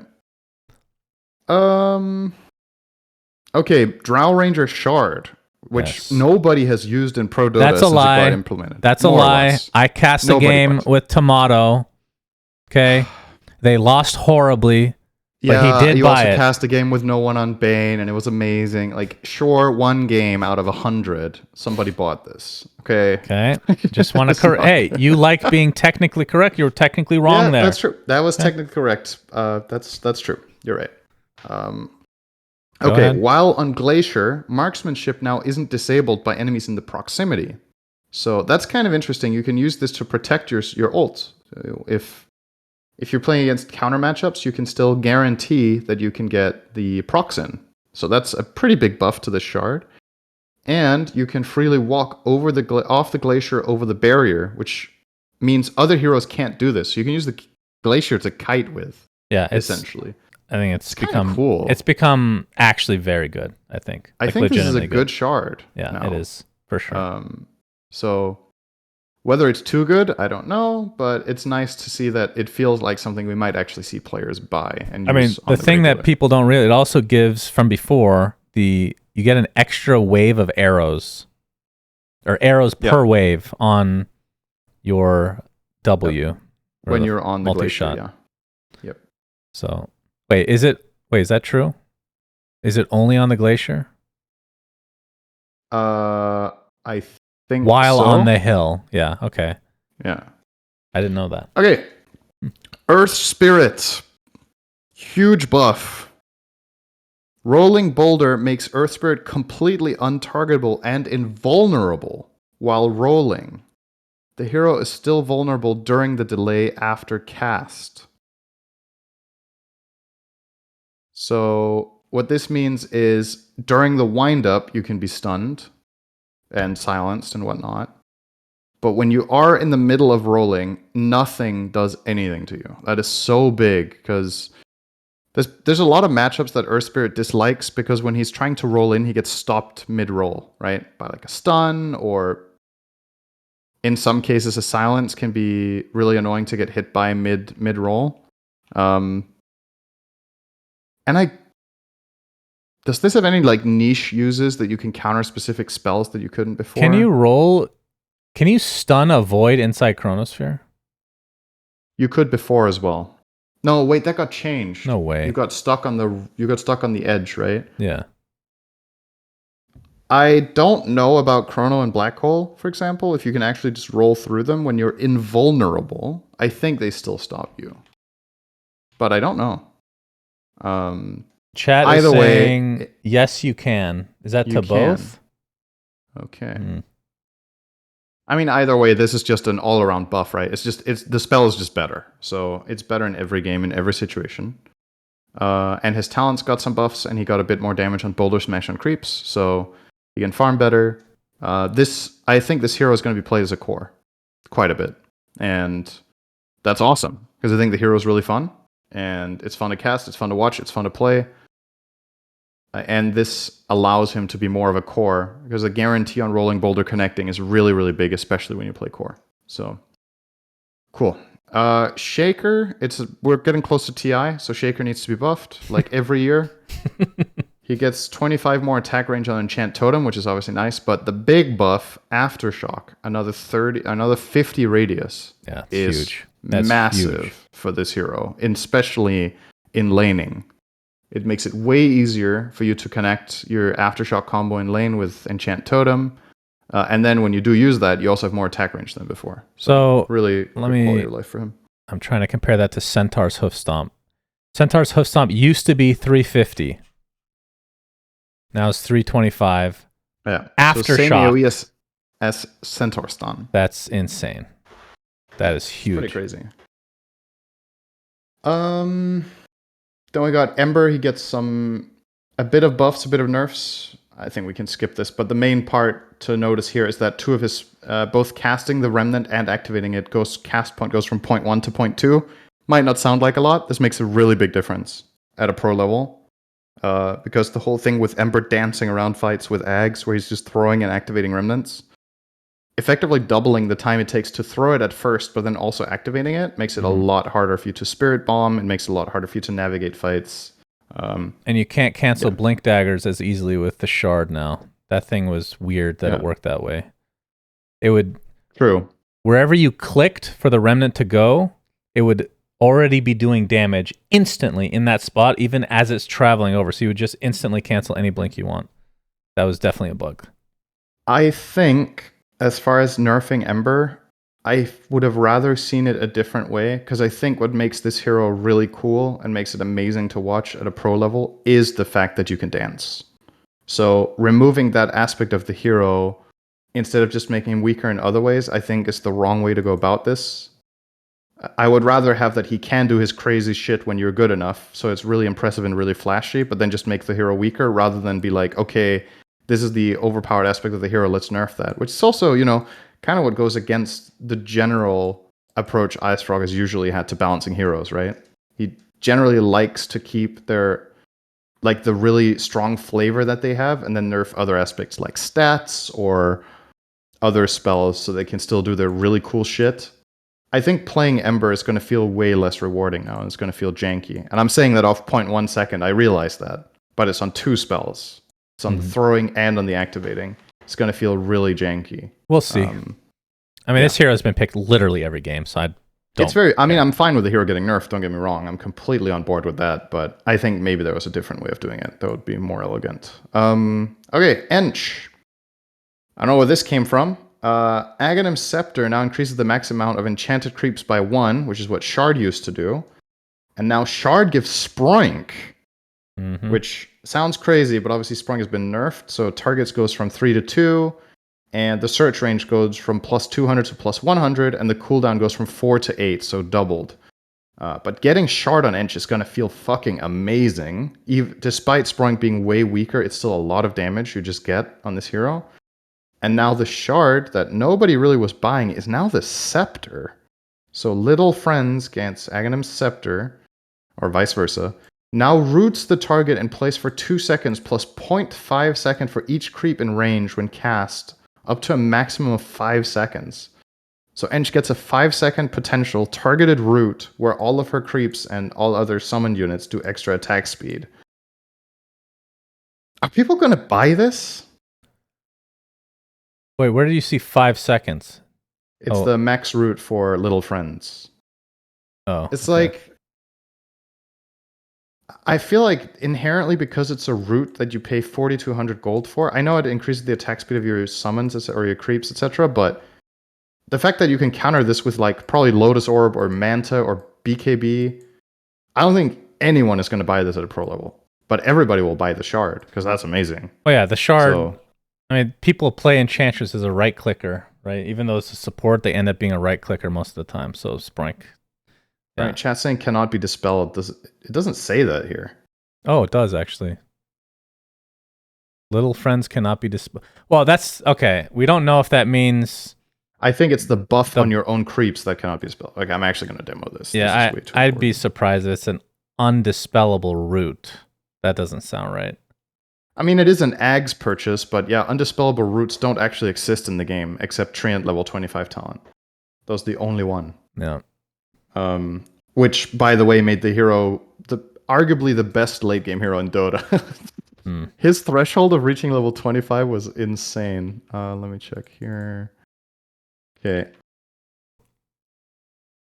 I will create an enemy and I will give them Lotus.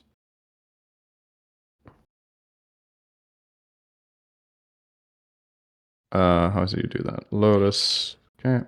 You can do it, Cinnamon. Sorry for this taking some time. Yeah. You're doing great. Yeah, you can Lotus yourself. So the thing that is not dispellable is the Little Friends aspect, the one where the creeps and units chase you. You can't dispel that part. So you can dispel the root, but not the attack speed debuff and move speed debuff for creeps. Yep. I mean, maybe a bit of a niche thing with Lycan, but it was previously anyway with the Shard. So, I don't know. Yeah, I don't think it's going to be purchased either. All right, Enigma. Big change. Demonic Conversion can no longer be cast on units, so no more deny in the lane. That's the biggest change for Enigma in a long time. And ever, maybe. Is that the last hero remaining that could do that? Yep. Sacrifice was gone a long time ago. A while ago. Yeah. So yeah, it now is a no target ability that summons 3 Eidolons 100 units to the left, right, and behind Enigma. It's just like it has a health cost as well.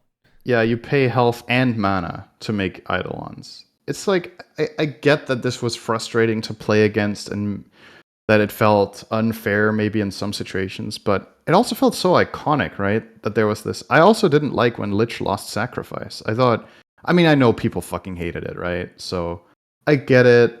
It probably does make sense, but it feels a bit of a shame in a way for me that this is a gone aspect now.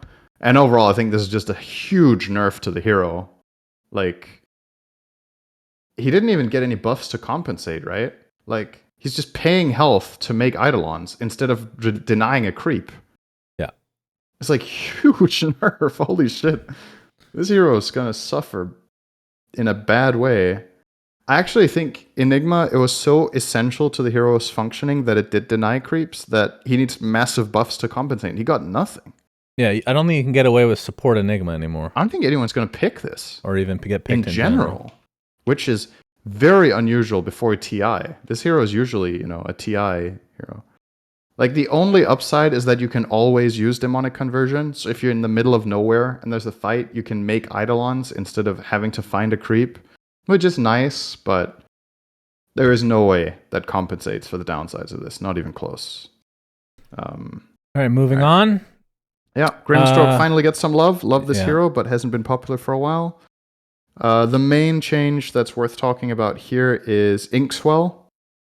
It goes from 3 to 5 second duration, so you can give people move speed for really long, but it's not only a 5 second duration. You can end it prematurely and do a percentage of the max amount, similar to Illuminate. You just activate it earlier, or end it earlier, and then get a stun that's proportionate to the amount of time it's run. This is a huge buff because it means that in situations previously where the ink swell wasn't long enough to get there, it did nothing except give some move speed. Now you'll probably make it with the extra 2 seconds. And in all the other situations where you want the stun faster, you can just choose to get it. So this seems like a really nice upgrade to this hero. The biggest change is Soulbind, though. Works through BKB. Yeah, like it used to. Yeah, that was the reason. I think that's the main reason this hero was not picked at all in any of these tournaments, because of this. Yeah. So now that's back. That's good for him. Gyrocopter Rocket Barrage gives you slow resistance up to 50%, which makes sense because you have rockets coming out of you. Makes, that's real life stuff. Obviously, trying to keep this as close to possible. Okay, that makes sense. Flat Cannon radius increased. Additionally, grants 200 bonus night vision, and the Aghanim Scepter Side Gunner attacks an additional target when Flat Cannon is active. So, aka, instead of 1, you hit 2. So I feel like it's incentivizing you to not use all your flaks right away, right? You want to wait for that last charge. You could actually use all of them except 1. That's true. I feel like that's maybe a thing that we'll see. I think Gyrocopter... I mean, this hero needed buffs, just hands down, right? Yeah, I think this is pretty sizable. 250 radius. You don't think so? It was picked a bit at Riyadh, so I don't know. So yeah, other heroes got nerfed a bit, carries, etc. So like maybe it's hard to predict when other heroes get nerfed and you get a buff, even if they don't seem that meaningful. It could push you over the edge. I don't know. We'll see. Sharpshooter deals damage to creeps. Sharpshooter deals half damage to creeps, and Scurry gives you attack range, which makes it easier for you to land an acorn shot. Kind of a strange change. I don't know where this is coming from, but maybe it's to allow Hoodwink to still land acorn shots from tree lines, because often it would be hard to find an angle where you could do it when you're running through trees, but I don't know. I think this was not necessary. This one's also a bit weird. Life Break lowers attack speed now by 140. Yeah, Huskar just got a random buff. It's pretty weird. This hero just feels like it's a cheese here, and now this is less cheese. That's a pretty big buff, depending on who you ult. Carry versus carry, this makes the hero a lot better. All right, the biggest hero change probably is Invoker, who's now universal. His stats have changed to adjust. We won't talk about that. Quas, instead of giving health regen, now gives spell lifesteal. Wex, instead of attack speed, gives cooldown reduction per orb. Exhort, instead of damage, gives spell amp. And it's based off of... So let's say you have Meteor. Mm-hmm. I'm an idiot. I don't remember what Meteor takes from Quas, Wex, Exhort. EEW. Okay, you have EEW. And let's say you want to do spell amp. You need to make sure your orbs are all Exhort as you're casting it to get the full spell amp for the Meteor. Pretty huge ass change. Sounds Invoker's cool. Theoretical damage with spells is fucking wild, right? Like, so you get, if you're capped out on Exhort, you just get 21% spell amp from the 3 orbs. The damage of Sunstrike has been increased dramatically, especially on level 1. It does 200 damage level 1 instead of 120. For what? Sorry? And Sunstrike. Oh, Sunstrike, yeah. It's crazy, man. Like, this hero is just going to kill... this is fucking wild when I look at this. 200 pure damage, global nuke level 1. Okay. And the compensation for Quas no longer regening you, which is a big laning nerf, is that Cold Snap heals you when it procs. So you can play aggressive to heal yourself, which is a kind of interesting dynamic that we don't really have very much in Dota, where it pays off in lane to play aggressively. The only one that comes to mind is Queen of Pain Shadow Strike, as far as mid laners go, that you get healed by hitting. Well, Huskar, I guess. Well, he doesn't get healed by attacking. He just loses health. Well, in a way, yeah, it's still... He regens, but, you know, like, it's an equilibrium. It's different. Like, this is just raw healing by attacking. Okay. Just kind of an interesting way of working it out. I think this hero is going to be very popular among the already well-versed Invoker players, and I think they're going to take some time to figure out what to do, because it's very different, but some aspects of it are definitely a lot Ghostwalk better. can give you up to 80 HP regen and 40 mana regen if maxing Quas and Wex. And Tornado lift time has been increased dramatically on low levels. It goes from 0.85 to 1.2. Would you say before that at a Quas Wex Exhort that Wex was the weakest? I don't know if you can say that. I think EMP was really good. I'm not saying EMP's wasn't good. You just mean the orb itself? The orb itself, yes. If I had to pick, probably. The move speed was really nice, which it still gives. I think Quas now, just based on the effect, I'm not talking about the spells.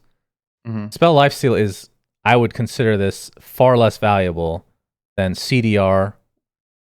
Apparently it's abilities and items and Spell Amp. Yeah, I would agree with that overall. But yeah, this spices this hero up. The fact that it's universal, I guess I don't know. I need to look up the actual how he scales, like what a level 25 Invoker does in damage. But if it's anything like any other universal hero, it'll be a ridiculous amount. I also think one more thing about this is that this further increases the skill cap of a hero that was already stupidly complex, right? Yeah. The fact that which orbs you have active when you cast the spells now matters for the spells themselves, just adds another layer of players needing to process what's more important in the moment. This hero already had a stupidly complex decision-making tree about, okay, what spell do I choose right now? I need to press the right buttons for it. Who am I going to target with it? And what does that mean for what I can do next? Now, you need to select the right spell, and then you need to orb into the right orbs before you cast it too. So, this hero is going to be, when played to perfection, it's going to be fucking beautiful, but god damn, it's hard to do everything right. And that's going to take a lot of time to get the muscle memory for the players to switch to the right orbs before they cast their spells for maximum impact. That's right. Kind of cool. I like it. I really dig this change. I can't tell you if it's overpowered or too weak, but I think it's really cool the way the spells work. About him being universal, I'm kind of meh about universal in general, but the spells are awesome. Yep. Okay. Aghanim Shard on IO no longer gives Spell Amp, but it gives 30% slow resist. That's kind of interesting for a lot of melee carries that play with IO, that they can stay on target. And you take a hero like Sven, who already has slow resistance with God Strength, and now you give him Overcharge. Is it he additive? is almost impossible to slow. I don't know if it's additive or multiplicative, but either way, God Strength, we haven't got to that yet, but I'll just say it gives 40% slow resist on level 3, and Overcharge gives 30.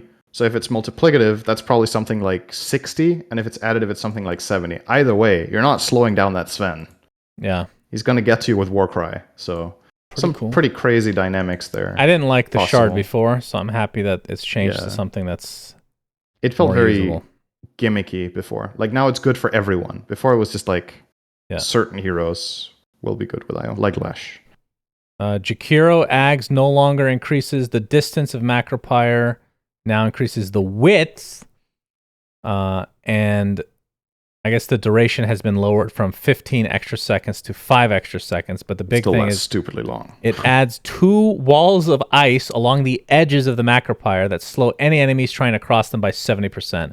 Damage is pure, and the slow pierces debuff immunity. So, big-ass fire with ice on the side. I feel okay. I don't mind this change because it felt like the Jakiro Ags is literally just to stop somebody from pushing. You're not using it in a fight. I mean, you're obviously trying Roche to. for 20 seconds. Yeah, it's just like a stall tactic. Now, it's a little bit different.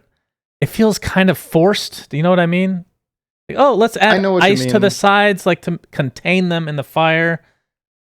I don't know. I know what you mean. I wouldn't have minded another buff to Jakiro than this one, but I'm happy the hero is getting some love because I don't feel like we've seen this hero that much in the last couple of years. It has had its time. It was in flavor for a little bit and then it got nerfed again, I think.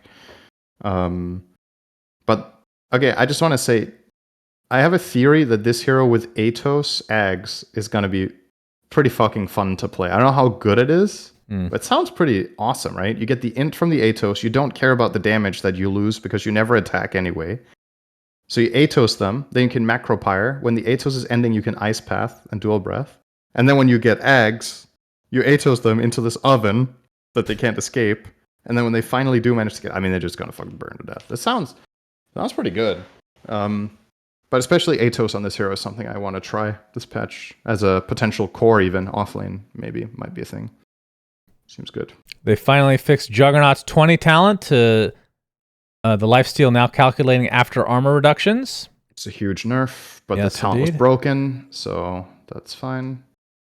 Not sure where this change came from on Caudle. You give slightly less mana to allies with Chakra Magic, but you give yourself 25% more when you use it on yourself, including the CDR. So this, I would say, overall is a pretty big buff because the majority of the game, no matter what role you play, you will be chakring yourself more than allies because if you're playing support, you're spending a lot of the game wave clearing. And with Chakra giving CDR and more mana to yourself, you can just wave clear more. You can farm more effectively. You can do stacks better. This is just an overall buff. And I think it's a bigger buff for core, specifically because of the CDR aspect of self-casting. Yeah, I would say when most of the time he was picked, spells. it was as a mana battery, so it's worse now, right?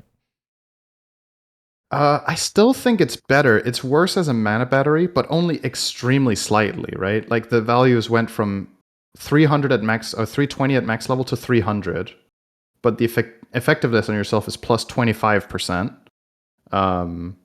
So on yourself, it gives 375 up from 320, and you get 25% more CDR, which means the amount of Illuminates you cast. Like through an entire game, this is way better.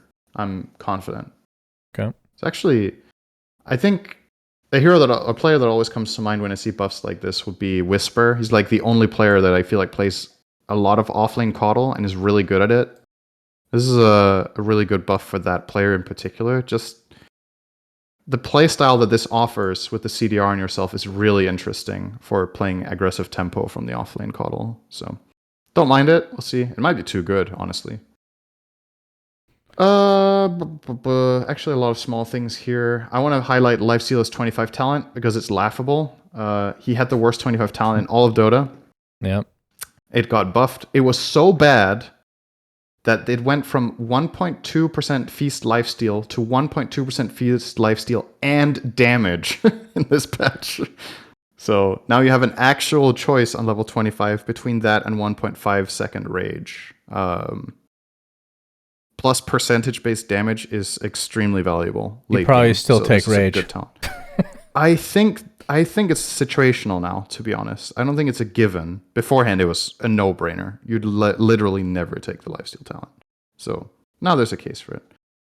Lena Dragonslave does a bit less damage, but now puts a burn, so it does more total damage. I don't know what inspired this, but it's interesting. Fire inspired it. I guess so. Light Strike Array is cheaper on level 1. Maybe they're trying to make her a bit more valid as a support here. That's what I'm reading into this. Like, you get a bit more damage on Dragonslave and a damage over time ability. Light Strike Array is cheaper level 1 for support. Not sure. I think what killed this hero as a support was the cooldown change to Light Strike Array. It used to be 7 at all levels, and then it went 13, 11, 9, 7, which it still is. When it was 7 seconds, people were playing this hero 4. Don't know if this is going to bring it back. We'll see. Lion can now mana drain allies without his talent. The talent has just been changed to Hex cooldown reduction. When you mana drain an ally, you give them bonus move speed, and you no longer drain mana from yourself when they are at full mana. So you can just use this to give allies move speed.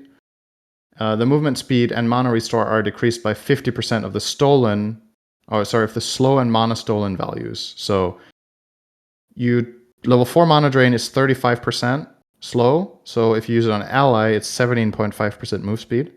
And the mana drain is 120, so that is 60 per second. Pretty gimmicky, but I mean, okay, it's probably fun, right?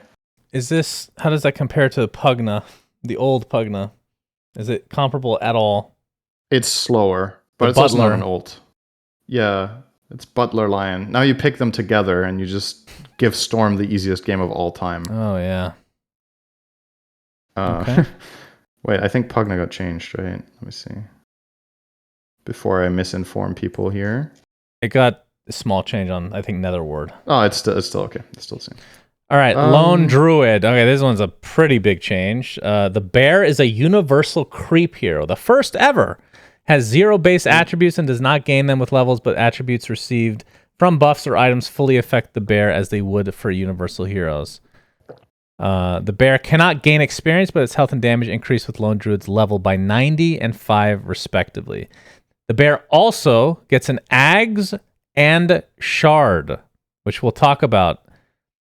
The Ags allows Spirit Bear to attack at any range from Lone Druid and to survive if Lone Druid dies. That used to be the Ags for Lone Druid. Yep. Now it's for the bear. The Shard for the bear grants an active ability called Fetch. This one I don't like, by the way. I'm not even going to read. It's Lasso. You literally gain Lasso. Spirit Bear roots the target unit or rune and uncontrollably drags them towards the Lone Druid for 2.25 seconds. Spirit Bear is slowed by 20% doing this, and the target is gradually dealt 300 damage over the duration if it's an enemy. So the Ags... yes? Just quickly on this shard, I mean, it's a root, right? I think that's an important distinction between this and Bad Lasso. Fine. You can actually counter it. You can itemize against this with multiple items, but... It's Lasso. So the Ags...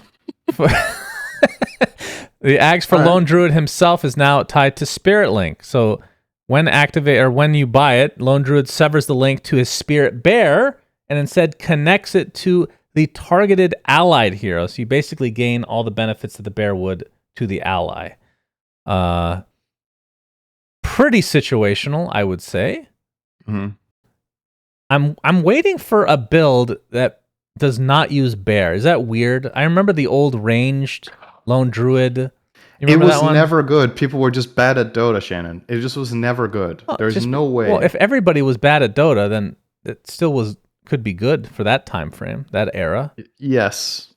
Yeah, that's fine. Of course. I mean, it worked because people were bad and didn't want to micro the bear, but it was absolutely not worth it. People were just not good enough at playing the bear. Yeah. Just sick of micro, you know? Unless the bear is way worse than I remember it being, then that's just not a thing. Like, the bear was pushing towers, it was farming for you, and you changed that to get some attribute bonus and rabbit. Like, no way, man. So yeah, what do you think? There was a short time in Dota 2, I think, where people were focusing on damaging with the hero, but they were still skilling the bear. Right? You were just putting the items on your hero instead of the bear, but you weren't going like 0-4-4 ranged Lone Druid. No, you'd still have the bear, but you'd be a ranged, you still have the bear. Yeah, long range sniper type Lone Druid. Yeah. But you needed the bear because you need the root to deal your damage with your hero. Yeah, he'd still be there doing stuff. Anyway, I think this is really creative, but it's also just, who came up with this? Like, this is so weird. Did you mention the Spirit Bear aspect? I think that's a kind of cool, like, I don't want to say lore, but it's just it kind of makes sense. The Spirit Bear, when you sever the link to your bear, the bear is feared unless it has its own scepter. Did you mention that? I did not. No. Okay. So this is obviously stupidly expensive, but if you have Ags on yourself and on your bear, you can now buff an ally and your bear can still fight. Otherwise, you're sacrificing your bear, which to me, it makes sense that this Ags has a downside because trading stats with an ally and giving them the Spirit Link is pretty crazy. For reference, it gives 64 attack speed, 20% of Lone Druid's armor, and 65% lifesteal for 20 seconds, which would be ridiculous to put on some carries. So there is a downside of losing your bear for the time, but now you could still keep the bear if you have Ags as well. Oh, it gives 35% more. Hang on. Armor sharing and attack speed bonuses are increased by 35%. Yeah, so it's even It's more even armor and crazier. attack speed. Yeah. But it's obviously the Spirit Link is a passive, but when you put it on an ally, it's an active, so it's gonna. So what's the less best time, hero but be to give stronger. this to? Attack speed and lifesteal and armor. What carry do we want to give this to? Anything. I mean, obviously any carry is good with this, but I feel like there has to be like some carry that is arguably the best. I think it sounds insane on Tiny. Because he really uses he doesn't use the armor that much because he has a lot of armor already. Nobody plays PA Tiny carry maybe. anyway. PA doesn't really need the armor that much. I don't know. I mean, there might be some like gimmicky strategies you can do with offlane lone druid and a carry that uses this, but the thing is, usually when you pick lone, he's your carry, right? So who's he going to give this to in your strategy? He could be your not mid. sure.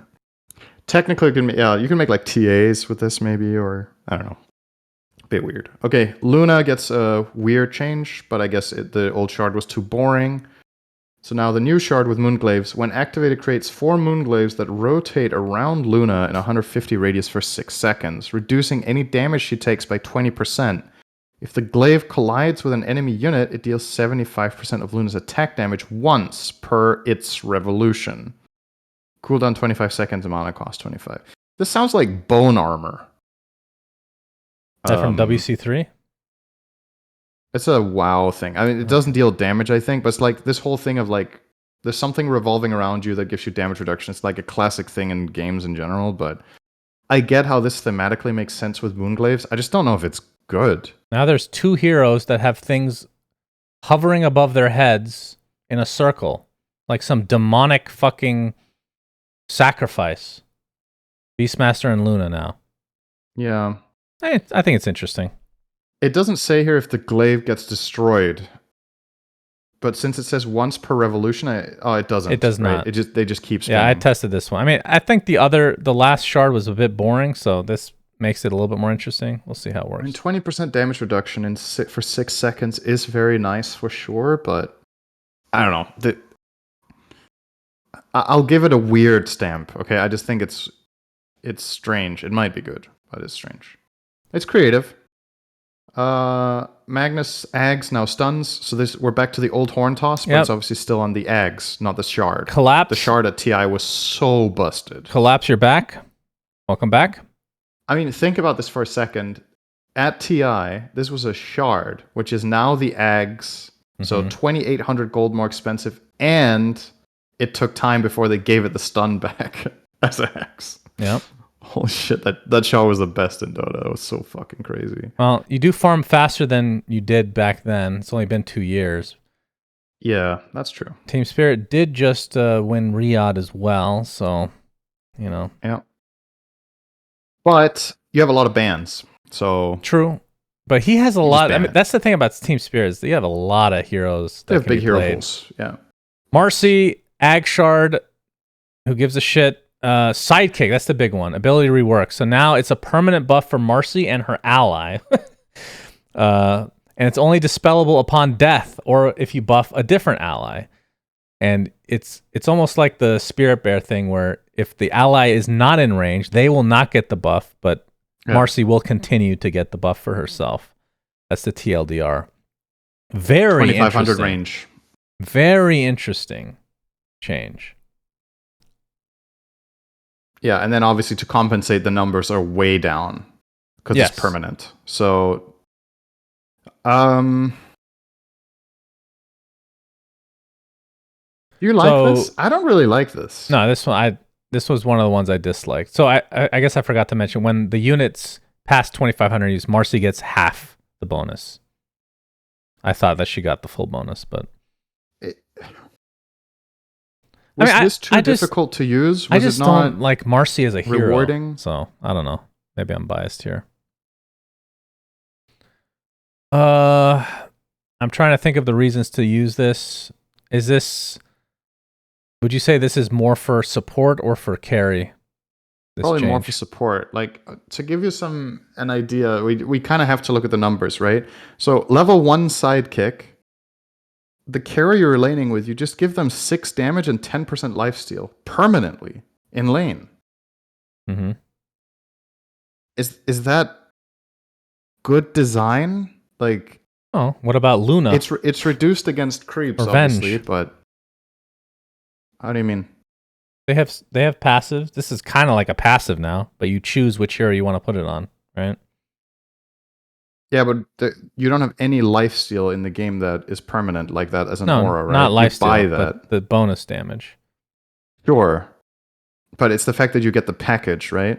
Mm-hmm. I think essentially what this does is if you play Marcy this way, the carry can choose not to buy Morbid Mask, right? I'm just looking at something like Marcy Morphling lane, and I'm just thinking, this one value point, the Morphling is just... That's true. That's a good point. Fuck Morphling. I don't know. Yeah. Like, Okay, so I guess in summary for me, the problem here is this might be really, really good and overpowered. And even if it isn't, I don't find it particularly interesting or rewarding or fun. It's just, Marcy, your job is to be some carry's bitch this game, you know? Like, is that... Can I say something about Marcy? I think they should. I think they need to change her ult to something totally different. I feel like this hero is just too weird for me. Rebound, dispose, I think are cool. Sidekick, I could be okay with this depending on the abuses, because I think of it like Avenge, percentage-based damage, or Luna plus damage passive, except toned down with lifesteal, and you get agency on who to use it on instead of having it for an AoE. I think that's a little bit unique. I'm not as down on this as you are, but I think they need to redesign the ultimate completely. It's just... I mean, for what it's worth, I think there's a lot of changes in this patch that I really like and that are fun. But I mean, that's always the case when you have big patches like this, right? People are going to like and dislike different stuff. But I mean, overall, I think there's more positives than negatives in this patch. But this one just doesn't really hit for me. But we'll see. Maybe it's going to be more fun and more creative the way it gets used than I think. But I genuinely thought the previous sidekick offered more creativity and more like strategy to it than this one. If you know what I mean. Like, this one's way more just... Mars. Just Aghanim Scepter soldiers are now placed in a wall formation with two of them on either side of Mars. Soldiers attack only enemies in front of them in 275 range and knock back enemies they hit. The enemies are pushed 325 range from the formation. This, by the way, congratulations to Amar, who is now back in the competitive scene with this one change. I actually saw him playing in a pub. If you guys want to pick him up, he's still available. He will win you games. But of course, now that there's 7 fucking bans, don't think this is ever getting through. I've seen this in the game center. This is absurd how much stronger it is than the old one. Oh, I didn't know what to think of this, like how good it was. So you get less of a cone, so it's less coverage. But the pushback is insane, and it's synergized directly with, obviously, Arena. You can get people stuck in corners and like weird crevices. I think this is a lot better than the old one. Maybe I'm overstating it a bit, but it seems really strong to me. Okay. But we'll see. I'm curious to see it in play, actually. The whole aspect of blocking people off in a corner and putting them against the wall sounds pretty crazy and fun. So... Fun for one of those players. Yeah, fun for the Mars, of course. Boundless Strike Shard now applies Primal Spring where Monkey King lands with 50% of the power of the max channeling duration. So that's a pretty big shard upgrade for this hero. I don't know if they fixed more damage it. And you slow. I don't know if they fixed it, but when I used it yesterday, the Primal Spring would be ahead of where you actually land. I don't know if that's intended. It looked kind of weird. That sounds weird. Maybe that's been fixed. Morphling. Oh, God, this hero. I hope we don't see this at TI at all. Aghanim Scepter upgrade completely reworked. I mean, they nerfed the last one, and nobody liked the last one to begin with. It was adds an alternate cast to Morph. When enabled, Morphling creates beside himself a strong illusion of the target hero that can cast all the hero's basic abilities and deals 100% of the target's damage, but takes 300%. If the illusion is alive when Morphling toggles Morph, he teleports to the illusion and destroys it before turning into the enemy hero. So it actually kind of combines the newish Morph with the very original. The old Replicate. Replicate. I was trying to think of the name. Thank you.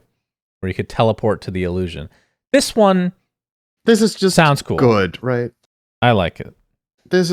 I definitely am a big fan of changing the morph we just had. Like, I just think this is more interesting. I mean, it's not like it's completely, how to say, groundbreakingly creative. It's just Morphling makes a clone of an enemy hero and it can cast its spells. But the other one where you just target an enemy hero and make them weak and yourself strong was just super uninteresting and unfair a lot of the time. And you can tweak the numbers as much as you want, but it doesn't make that old one more interesting. So I think this is cool, and I think the fact that you have the option of how you play with it, like turning into the enemy hero at will and moving yourself and using it to, as you said, like the old replicate with you can just use it to farm technically. It offers some interesting options. You have to micro now. I don't know if this is too good because you have access to all the spells at the same time because you can play your hero and the morph at the same time, but that's also very hard to do. So the skill ceiling on this is very, very high. But we'll see. I at least instinctively or intuitively like this more than the previous one. So it gets a thumbs up. That's right. From here. Extremely random change to Prophet. Consuming a tree spawn from Sprout with a Tango no longer grants healing. I mean, I guess that helps a bit in niche situations in laning where enemies will just Tango your Sprout to heal instead of quelling it. I think they also granted double healing because they were trees, right? Or did that get changed? I don't remember.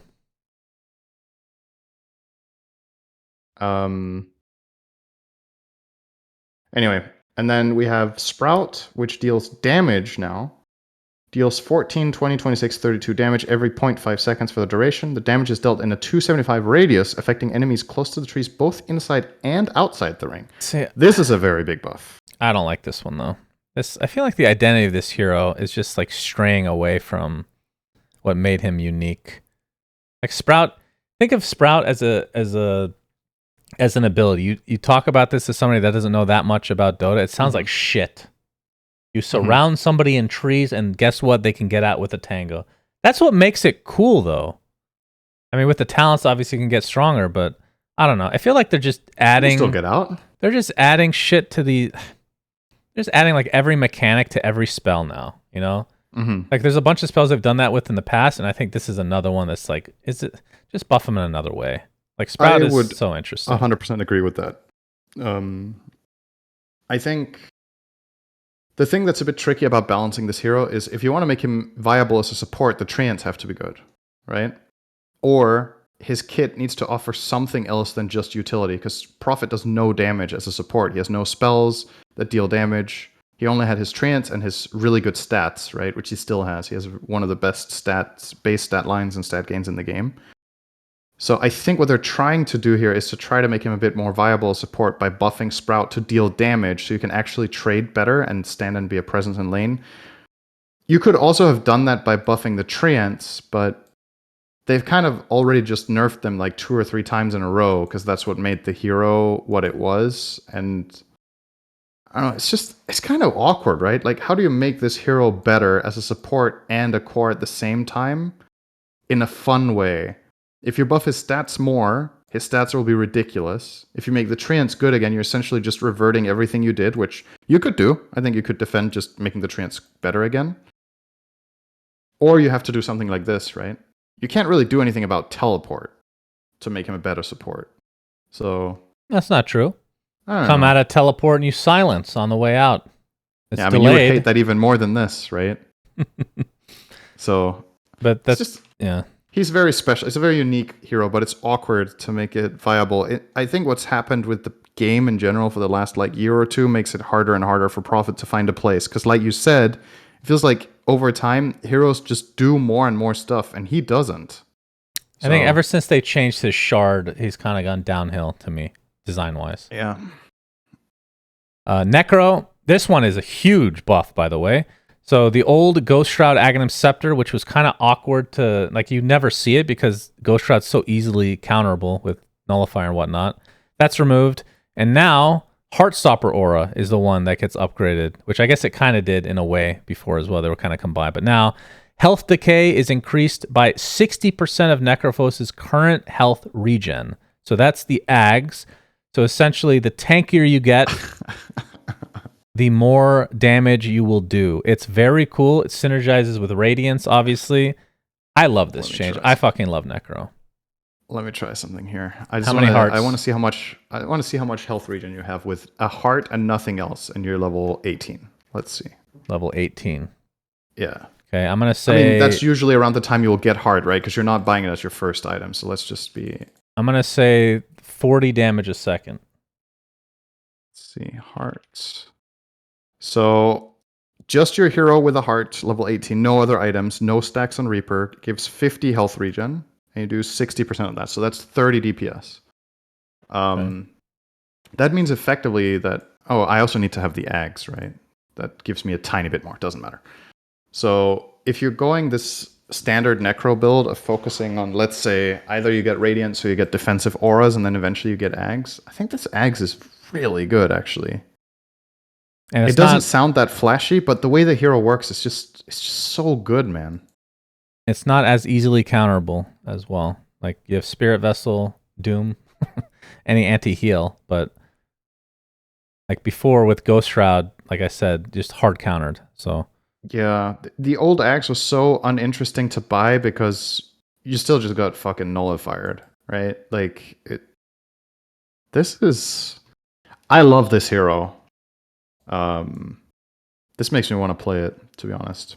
Yep. A lot more. Agreed. He still has the same problem against Nullifier, obviously. But what's kind of interesting about this is that I think the hero is a lot stronger. One of the weaknesses he had in late game is that a lot of the times you felt like you had to buy BKB because of Nullifier. But now if you have BKB and Ags, you're actually still outputting quite a bit in the fight by just existing, you know? Like imagine BKB Radiance Ags. You're probably doing like 70 or 80 DPS. So it's better than a Flame Guard constantly in a huge radius. It's 800 range. Opened some interesting doors for this hero. And that was obviously just looking at those items. What if he has more stuff? What if he has Reaper stacks? You know, it adds up pretty quickly. I want to hear what you have to say. Your old favorite hero, the hero you were known for in the mid lane, Night Stalker. Crippling Fear now does up to 40 magic damage per second. And Dark Ascension, the ult, refreshes cooldowns of all non-ultimate abilities. So you, let's say it's nighttime, preferably. You Void and Crippling Fear, and then you can immediately ult and you have them again. That's pretty, and I guess with the shard, you have the third active as well, theoretically. This is an absurdly powerful buff, and I mean, I'm happy to see Night Stalker buffed. Obviously, it's a hero I used to love to play, and I think it's been gone for a little bit. I would have personally changed him in a completely different way, though. This sounds... I don't know, man. I don't think Crippling Fear should deal damage. It's the thing we talked about, right? Where stuff just does more and more stuff, right? Yep, like that's true. I don't think the spell should have damage. I think it's fine that it's a strong silence. You could have buffed his stat gains. You could have buffed the duration of Dark Ascension. You could have buffed what he does at night, like whatever it is. You could have buffed how long he can make it night for, whatever. But this whole refresh thing with Dark Ascension sounds extremely busted to me. Like you run to a lane to gank it at night, you Void Crippling Fear, ascend, and you just literally kill the guy you went on and go on the next dude, right? You have two Voids and two Cripples back to back. I guess, do you have mana issues with this? How expensive is this kit nowadays?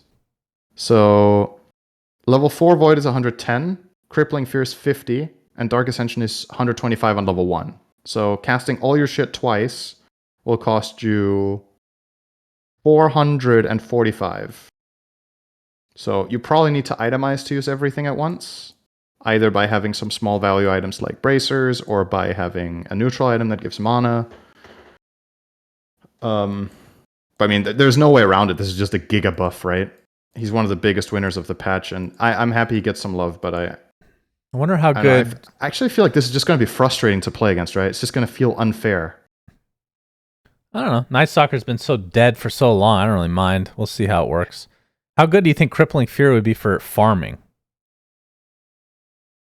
During the day, it would still suck. It's 120 damage.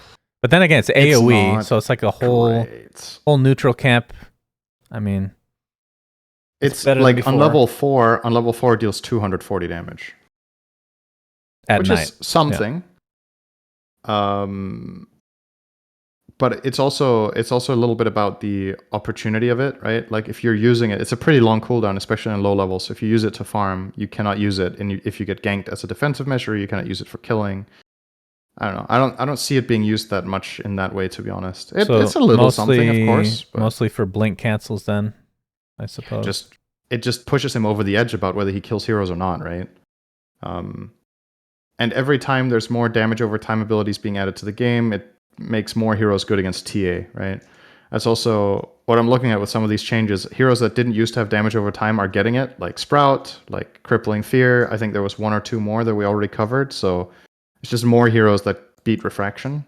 Yeah, chat's bringing up a good point that Armlet getting buffed with the slow, whatever it's called, the mechanic. Slow resistance. It's better on heroes that get ridiculous move speed as well, right? So yeah. I mean, I honestly think this hero is going to be played as a carry, potentially now, again. But you could also play mid. I don't mind the idea of that now. Oh, yeah. Back to his roots. You still have the same weakness in early laning. Like, you're a terrible laner, but if your matchup is okay, the payoff at level 6, like, you just kill people level 6. You can solo your mid opponent in the blink of an eye if they aren't paying attention. You literally just run at them, cast all your shit, and they die. What is this? I don't know. We'll see. I think this is probably top 3 buffed hero of the patch. Oh, yeah. No doubt. Maybe deservedly so, but it's interestingly. Okay, let's move on. Omni Knight. Oh, Heavenly Grace renamed to Repel. Wow. Oh, look at that. I've heard of that spell. No longer grants bonus strength and health regen per dispelled debuff. Now grants bonus strength and health regen per debuff currently on the unit. So you don't dispel them, you don't remove them, but you still give a bonus depending on how fucked the target is. Now only applies to the target, not to Omni Knight as well. And no longer a strong dispel, obviously. Grants debuff immunity for the duration of the effect. No magic resistance. Duration decreased from 10 to 6 seconds. Cooldown increased from 26, 22, 18, 14 to 60, 55, 50, 45. It used to be not that long. The original Repel. It was way shorter. But it wasn't like shorter. It wasn't like 12 or 14 seconds. It was like 30, wasn't it? It was like pretty long. I think it was shorter than that. I want to say it was like 20. Maybe. So yeah, kind of the old Repel. I mean, I'm a bit indifferent about this one. I don't know. It's like, it's obviously an incredible ability to be able to give people magic immunity or dispel immunity or debuff immunity, sorry. But the cooldown, I don't know. Not sure what to think of this one. Do you think this is better as support or carry? By carry, I mean core.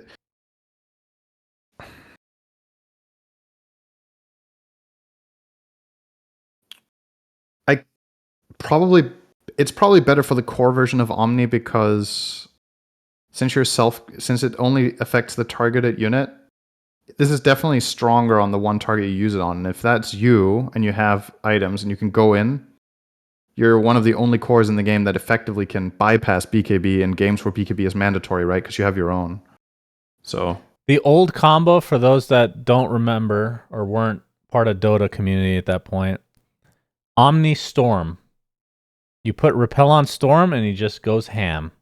Yeah. We might be seeing the other that classic again. one was Omni Pudge, because Pudge took 0 damage from Rot and could not be stopped. So he would literally just run through people. It says no magic resistance, so it's just it's not exactly the same. It's not actually a BKB, but still pretty strong. Yeah, we'll see. I think this makes him a bit more boring, actually. But I don't know. Yeah, I could kind of be on board with that. Okay, OD. Essence Flux now fully prevents the damage that would put Outworld Destroyer's health below 20%, and max mana as barrier increased from 50 to 75%. I thought this was a really interesting axe when it came out, and I was curious to see it. It just hasn't worked, right? Like, let's be honest. People just don't buy it. It's awkward, I guess, but maybe this will help. They didn't come up with a different version that was more interesting for now, at least. But what about mana allergy? I can't wait to talk about that in a cast. I mean, honestly, this is a kind of cool concept, though. So Can you explain what it means? Because when it says, okay, I'll just read it. Now applies mana allergy debuff. This is ult. Sanity's Eclipse. Yeah. Applies this debuff to enemies for 7 seconds, causing them to take damage every time they cast a spell equal to the mana cost of that spell. Outworld Devourer is healed by 150% of mana spent by enemies. Also affects items. What does that mean of that spell? So you cast Sanity's Eclipse, then let's say Skywrath casts Mystic Flare. Yep. They take damage when they cast a spell equal to the mana cost. It's like Netherward. So it's not... Okay. So it's literally the same. It's kind of the same as Netherward, just that... what was it? That you get healed, right? Okay, the wording is a bit weird, but yeah. There's gonna be some funny clip coming out at some point where Skywrath is playing against Pugna and OD, gets OD ulted and one-shots himself by casting Mystic Flare. Yeah. If you have those two in combination and spells get cast, people die. That's just how it is. I mean, this is a pretty meaningful buff, but the problem with it still is OD likes to use Sanity semi-late in fights. Maybe you use it early now. Maybe you enter the fight and ult so people can not cast spells for a while. It's probably better. Yeah. But I'm assuming it's probably dispellable, right? So people can get rid of it with BKBs and Lotus Manta, whatever. But it's... Usually you want it to wait until you Astral like 2 or 3 times so that the damage is really strong. But at that point, most spells have been cast. So. All I can say is I'm glad the old Ags of the double Astral's gone. I know the hero has not found his identity since that point, but... Yeah, people didn't like that. We can wait. Not the most exciting hero. So, speaking of exciting, though, Pangolier, lots of changes. Hit hard. Yeah, so Shield Crash used to be percentage-based reduction of damage. Now it provides a barrier instead. Up to 200 barrier. So it's magic or physical per hero that Pango hits with the Shield Crash. So I think in some situations this actually would be better, but in probably when you're low health. But in probably most situations it is worse. And then Lucky way Shot when you're low health. Lucky Shot no longer disarms. Now instead it reduces the attack speed of the targets by 160, which is a lot, but it's certainly worse than it was. Yep. So he gets hit pretty hard. I think he's still going to be good though, honestly. I think he's one of the biggest losers of the patch. This hurts really hard. So, okay, do you think he's not going to be picked? Because I think he's not going to be picked in the same rate. He'll still be played, but yeah, not at the same rate. Good. My boy. Okay, PA Kudagas gets reworked, which is... I don't really know how to make sense of this without seeing it in play, how it really is going to work. But essentially, she gets a 20% chance of gaining deadly focus with each attack. While she's focused, her next attack will be a guaranteed critical hit and consume the buff. Stifling Dagger has a 40% chance to gain deadly focus versus only the 20% of attacking. The hit that lands a guaranteed crit may also activate a deadly focus buff, making consecutive crits possible. Deadly focus duration 6 seconds. Why was this like... What is this trying to do, I guess is what I'm wrapping around. Is it trying to reduce the RNG and make it more intuitive and obvious for the player when to strike? I guess so. It's now I got a proc, now I'm going in, versus... I mean, I think it is quality of life to know. Yeah. So first and foremost, I think I guess that's it, honestly. It's just reliable knowing you can deal damage. I think this is a buff, but not for the reasons that people think. So I believe it was 15% chance before, right?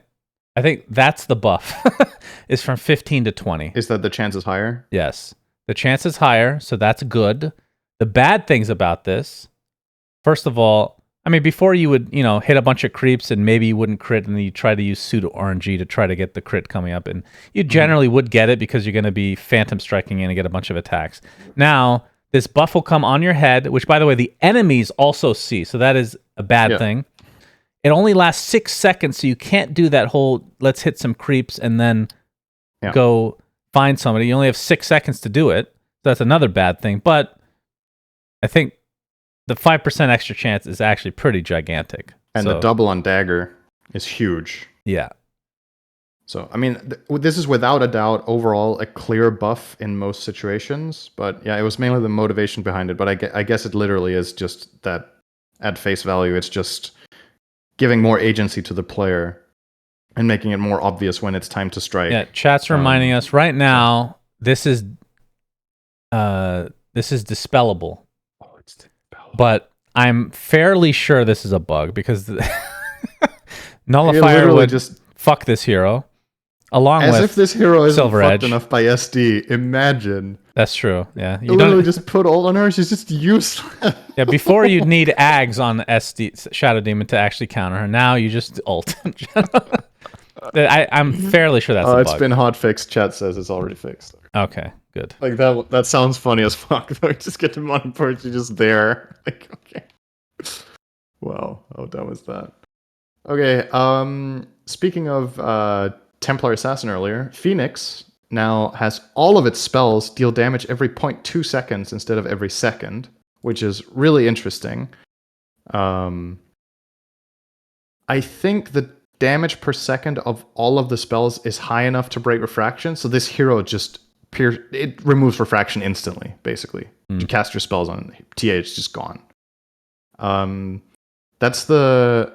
Aside from that, I don't know what the motivation is behind this to make the ticks happen more frequently. Is there anything else that this has a huge impact on?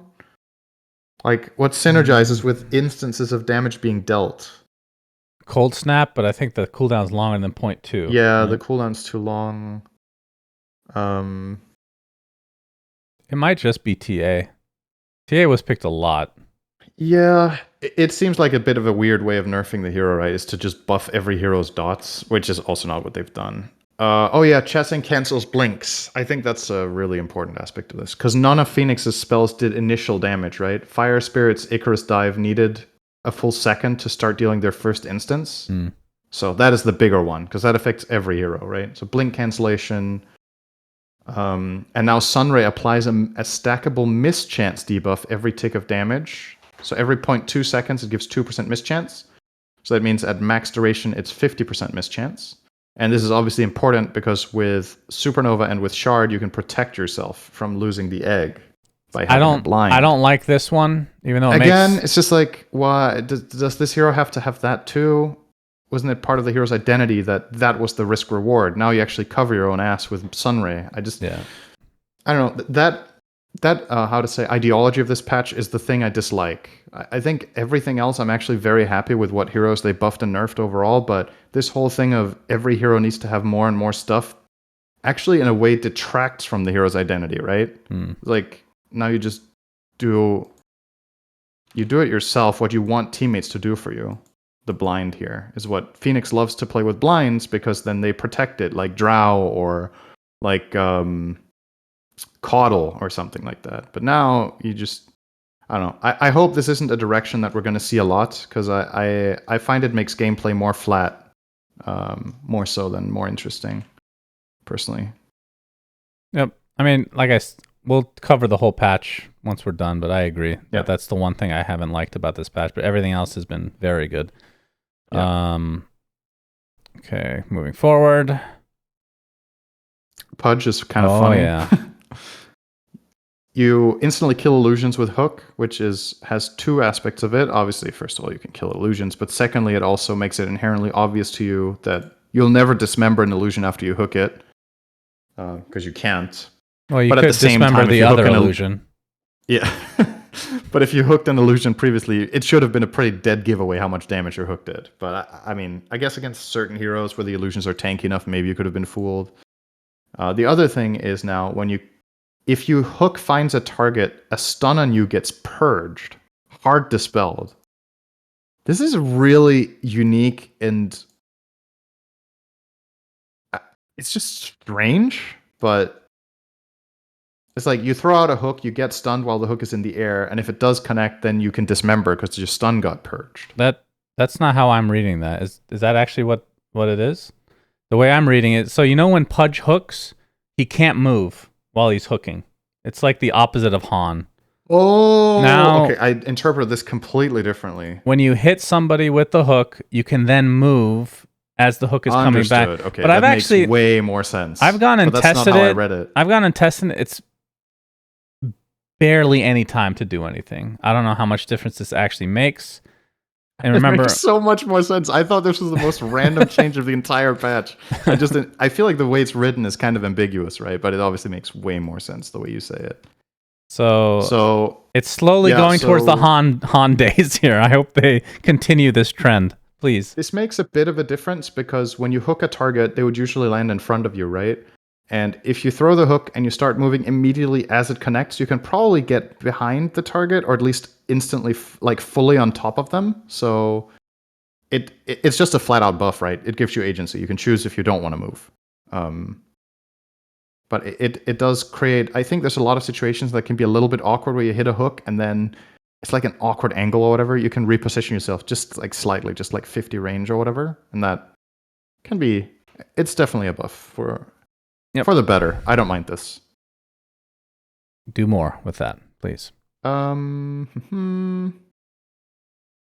Razor. Wave gets a change. Okay. I want to mention that quickly. Knockback is now undispellable, so you have to get pushed.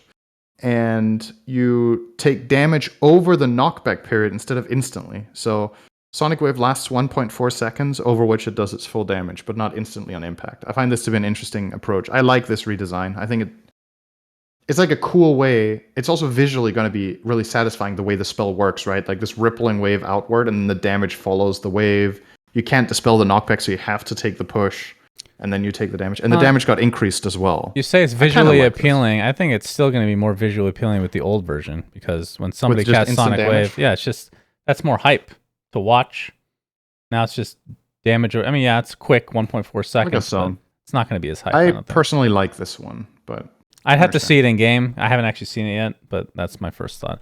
Razor, so his ult shard was deleted and essentially put onto the Storm Surge passive. So you get that little fork lightning thing. And Static Link is the new Ag shard. Increases the cast range by 150 and adds the alternate cast to Static Link, which allows you to pull people towards you at a speed of 175 units. 100 units per second while the link is active. This is incredibly powerful, first of all, which is one thing. We can discuss whether it's balanced or not. This is the same thing that we were just discussing. It's something that shouldn't be part of this hero that is now. Right. It's effectively, there's a lot of things in this patch that are just, let's take the hero's counter and make it better against it by giving it the solution itself rather than having the draft be the solution, which I personally think is a shame, because I think that's what makes drafting and itemization interesting, is that you are covering weaknesses. But now over time, in this patch anyway, heroes are covering their own weaknesses more and more. And the reason this is so stupidly broken on Razor is that this is the counter to the hero, is getting away. That's how you deal with him. Why does he have a pull? Come on.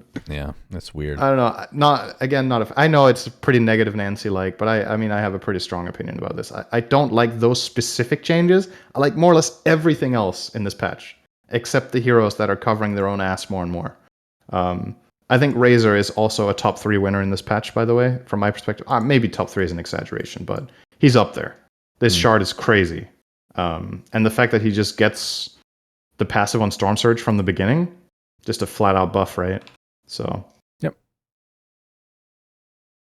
Okay. Ricky, hard stat changes is worth mentioning. We haven't really mentioned stat changes much, but this is a total change. He loses 2 armor, 14 damage, and 6.6 strength gain, but he gains 12 base agi, so that covers the armor he lost. And he gets +1 agi gain per level. So, I want to say overall probably better as a carry. I would hope so. As support, I don't think this changes much. Good. I think it's rough. Nobody wants to see Ricky support. Rubik Shard, which is very common that we see in competitive games, has been massively nerfed, so the bonus range that you get goes down from 85% to 50% of the telekinesis. Yeah, that's reasonable. And then this one I got to test today. So Sand King, I did not. When I first read this, I didn't understand what it meant, and then I tried it in game. Sandstorm now constantly moves towards Sand King at a speed of 100 milliseconds. So if you go to the edge of your sandstorm, the sandstorm will eventually catch up to you. So you can move the entirety of it slowly. When you say millisecond, you mean move speed. What did I say? 100 milliseconds. You said milliseconds. Yes, move speed. Yes.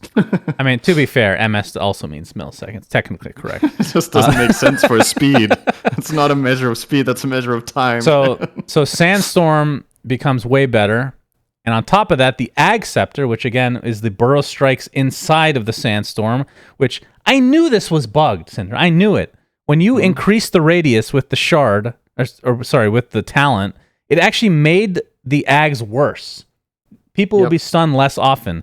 Now, the burrow strike spines, as they're calling it, the radius is equal to a percentage, which is 10% of the Sandstorm's current radius. So it will always be just as good, if not, actually, it gets better as the radius increases.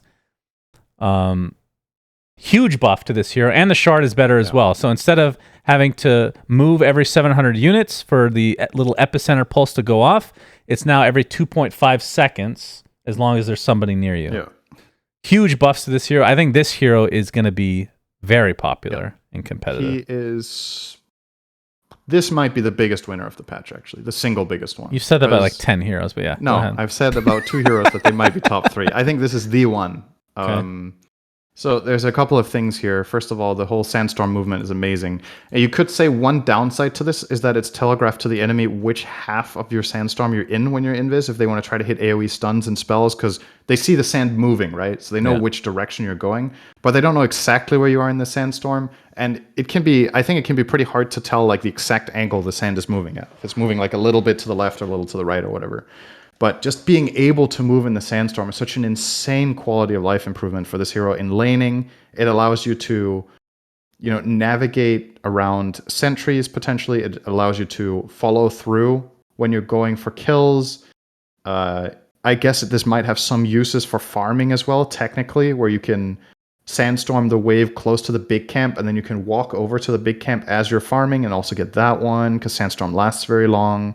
Just so many things about this that just makes the hero nicer. I think he has the single highest win rate increase this patch. We can end up with looking at win rates. And it's buffs on buffs, right? It's just way better. I would be shocked if this isn't picked consistently and competitive, and I'd be shocked if Ags is not part of the build. The Ags is super good. Insanely good. And that just makes the Ags 10 times better as well, that you can move with it, right? Yeah. Now you have a moving stun in team fights. So, okay.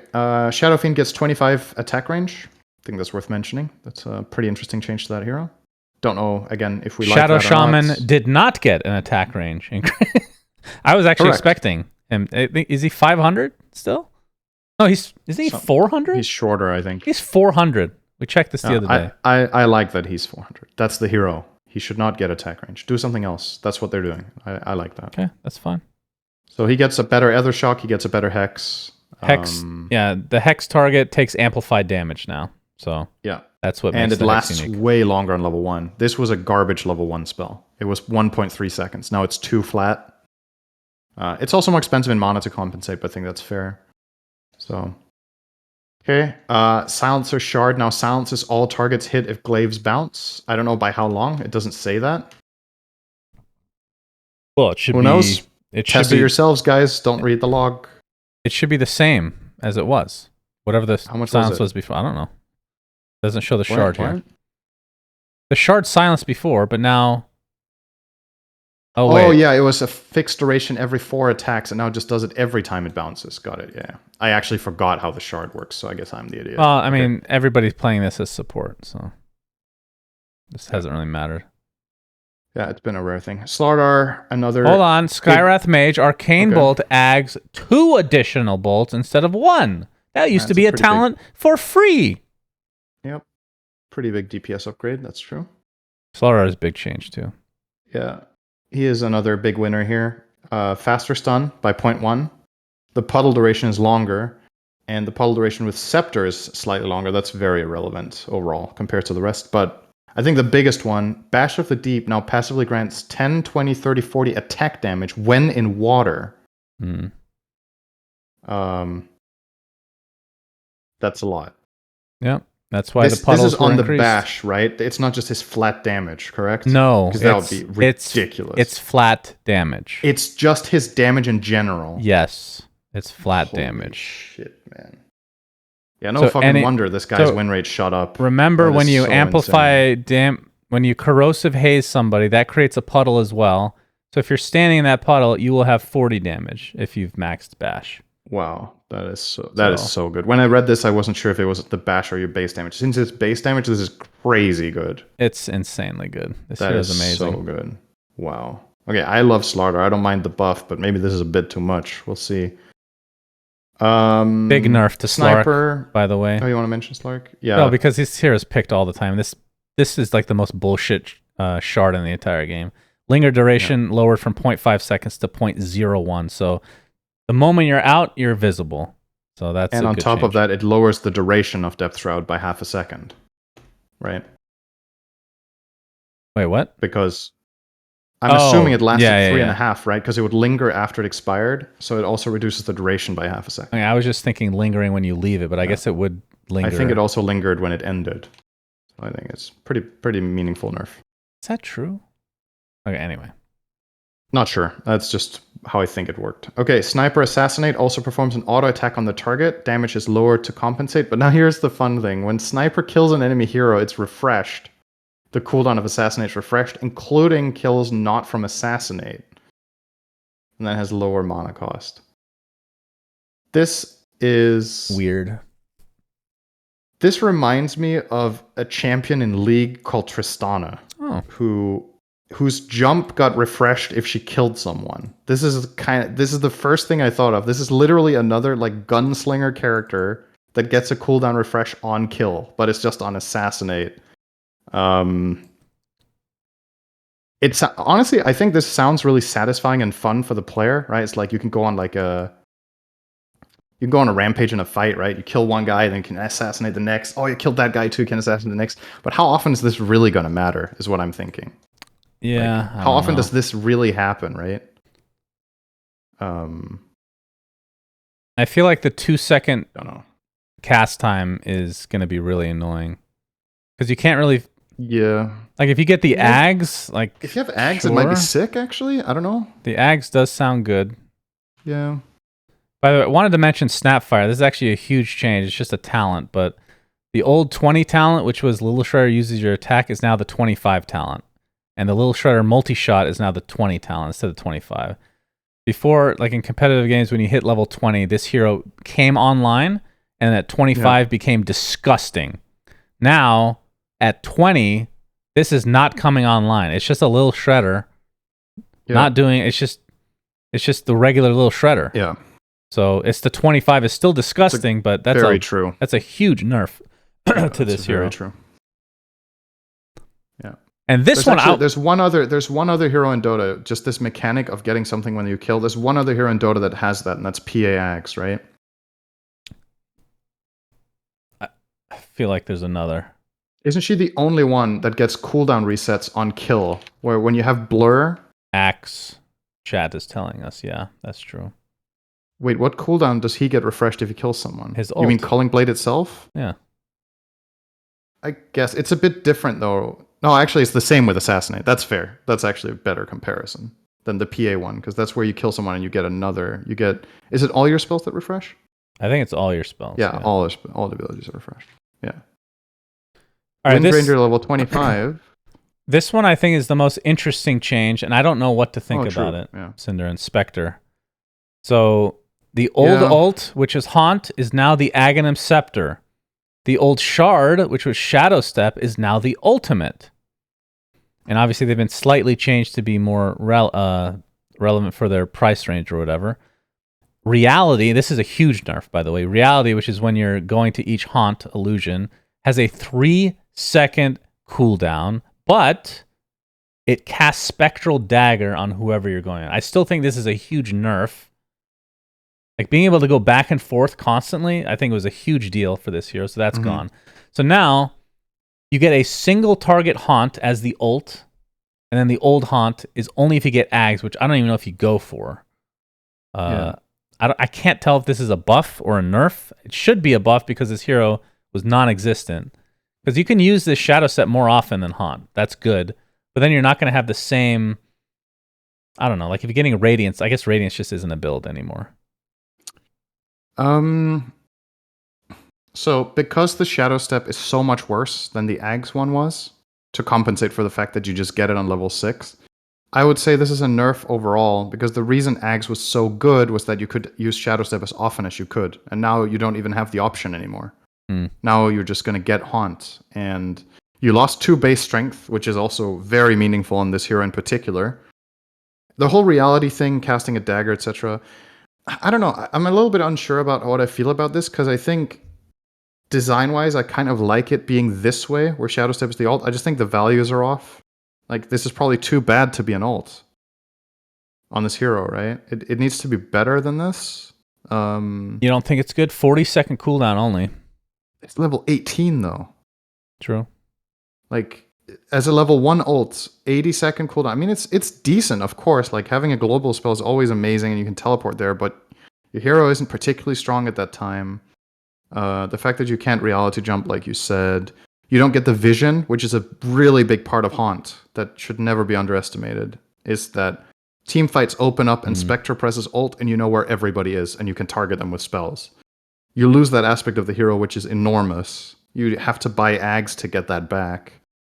I get why they're doing this, and I kind of like it, but yeah, I think the values are off. And maybe in a way it's a shame to not have Haunt be a basic spell for the hero. It's such an iconic spell in Dota, right? So, yeah. I don't know. If I could choose, I would probably rather have the old Spectre, but I think with the right tweaks to numbers, this might make for a better hero overall. It's I'm a bit iffy about it, but not too bad. Huge nerf to Storm. Ball lightning damage just flat out gets cut by 2 on all levels. Good. So especially a big nerf on level 1. It loses 25% damage on level 1, which is insanely big. Probably the single biggest nerf line of the patch, right? It's got to be one of them. Top 3. Yep, top 3. There you go. Sven's ult grants slow resistance. We've talked about that. Techies can now activate Detonate Taser early. It works similar to Grimstroke, right? Or is this... No, it gives full amount, regardless of when you activate it. Well, yeah. So the Grimstroke one scales with time. This one is just full amount whenever you activate it. Do you know if the Grimstroke one actually scales with the full duration, or is it still the old duration? You know what I mean? Like, does it max out at 3 seconds? Yeah, I know what you mean. I don't know that. I feel like it should max out at 3, but maybe it only maxes out at 5. Maybe it was too good if it maxes out at 3. I don't know. Haven't tested that one. Okay. Terrorblade Demon Zeal reworked. It's still melee only thing. It's just better when you're melee, but it creates an aura, so you also get it on your illusions rather than just yourself. It gives bigger amounts. But it doesn't grant double to melee, so maybe not. It can be cast while you're under meta. It can no longer be cast when you're on meta, sorry. The duration is way longer, though. It's from 7 to 30 seconds. And then the cooldown's from 40 to 60. I guess this is just better for farming, primarily. When you have downtime, you can use Demon Zeal, and it lasts really, really long. The overall uptime is the same, though, so maybe not. I don't really know what to think about this. I feel like I just read it twice, and I still don't get whether this is better or worse. Has anybody... Sorry. I don't know how important it is either. Has anybody seen Donnie Darko, the movie? I know you haven't. That's why I'm asking everybody watching. True. Does this look like the bunny from Donnie Darko? Because that's the only thing... I can't take this icon seriously. I know this has been in the game for a while. I actually think I know this character. Hang on. Like, there's no way this is a Terrorblade. Let's be real. You're right. This is the fucking bunny from Donnie Darko, man. It's so funny. Oh my God, that is amazing. Anyway. The moment you said that, I was like, I feel like I've seen this character. I haven't seen the movie, but I know that character. That's funny. All right, you're happy about the next one. Well, am I? Well, okay. I'm happy you and really sad. disliked surprise tentacle. All right, or tentacle surprise. Tentacle surprise was really fun to say, but yeah, it was a shit design because it was literally just fucking slow and pale. Yeah. Now the shard for Tidehunter is dead in the water, which is a voice line of his. He throws a chain on an enemy that leashes them, except it's not like Slark, where you just kind of stuck on this like outskirts of this central location. There is an anchor attached to you that you can destroy with, is it 5 hits, I believe? Yeah. Otherwise, if you're trying to run away, your move speed is slowed to 100 because you're dragging this very heavy anchor. Initial chain, I didn't actually know it did damage. It does 200 magical damage and can be disjointed. Ability removes invisibility and provides fog of war vision on the target. This ability, very good and very cool. Great idea. I know that we're all going to miss Tentacle Surprise, but this one, lore-wise, like fitting with the hero, is perfect, and it's actually good, and it's a unique ability as well. I like it. Is this a leash? It is a leash, but you can move the leash. Right, but you can't leap, for example. I would not think so, no. Because like the wording says it leashes an enemy hero, but okay, it is full on a leash. That's really strong. I assume you can force staff, right? It's crucial for how good this ability is, whether you can force and blink and shit. I have to check this. Because like if you cannot, if it works, if it's a leash mechanic and not just the wording, this is like twice as good. If it's just the wording that says it leashes them to an anchor, but you can blink, even if the anchor follows you when you blink, it's way, way worse. There's no way you can blink. Let me see. The way I'm thinking is it's literally Slark Pounce, so you can force staff out of it. Wait, you can force staff out of Slark Pounce, right? Am I an idiot? Chat? Pretty sure you can. What's the... But, yes, you can. Okay. Yeah, I think it's just Slark Pounce, but you can move the central location effectively. Yeah, okay, it's a full-on leash. So I think this is legit. This lasts so long. Cannot be dispelled. Holy shit, it's a 10-second leash. Well, it's 10 seconds or 5 attacks to destroy, right? But there's a lot of situations where there's a lot of times you don't have time for that shit. This is really good, man. Yeah, this is... My God. This is an amazing shard. Insane against certain heroes. Like, I would say too good. 10 seconds, man? Like...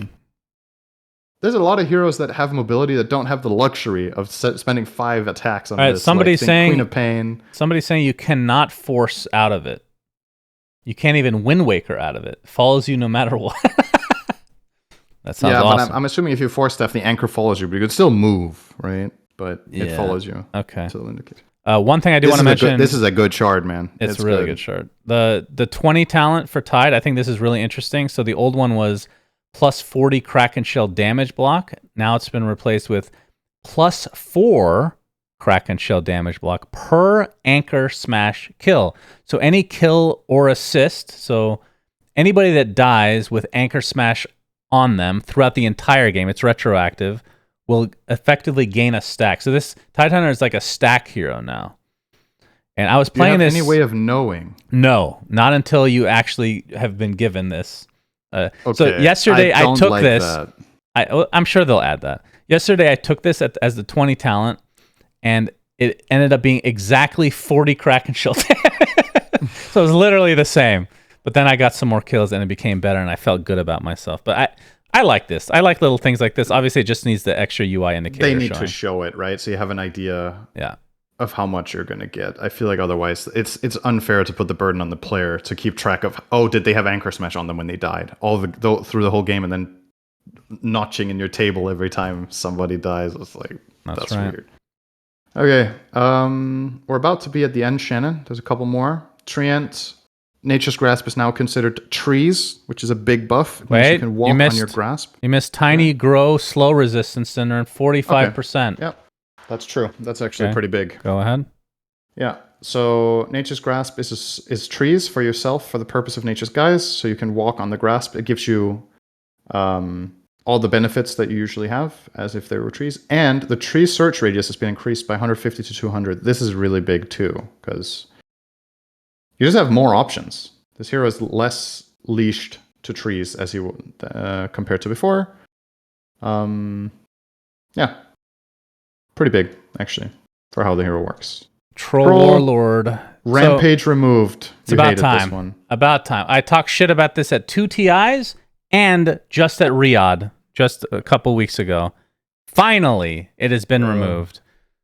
So, well, this is an interesting change, though. So Berserker's Rage, both abilities are available at all times. And when you cast one, if it's the opposite melee range, you turn into whatever it's associated with. So it's just quality of life.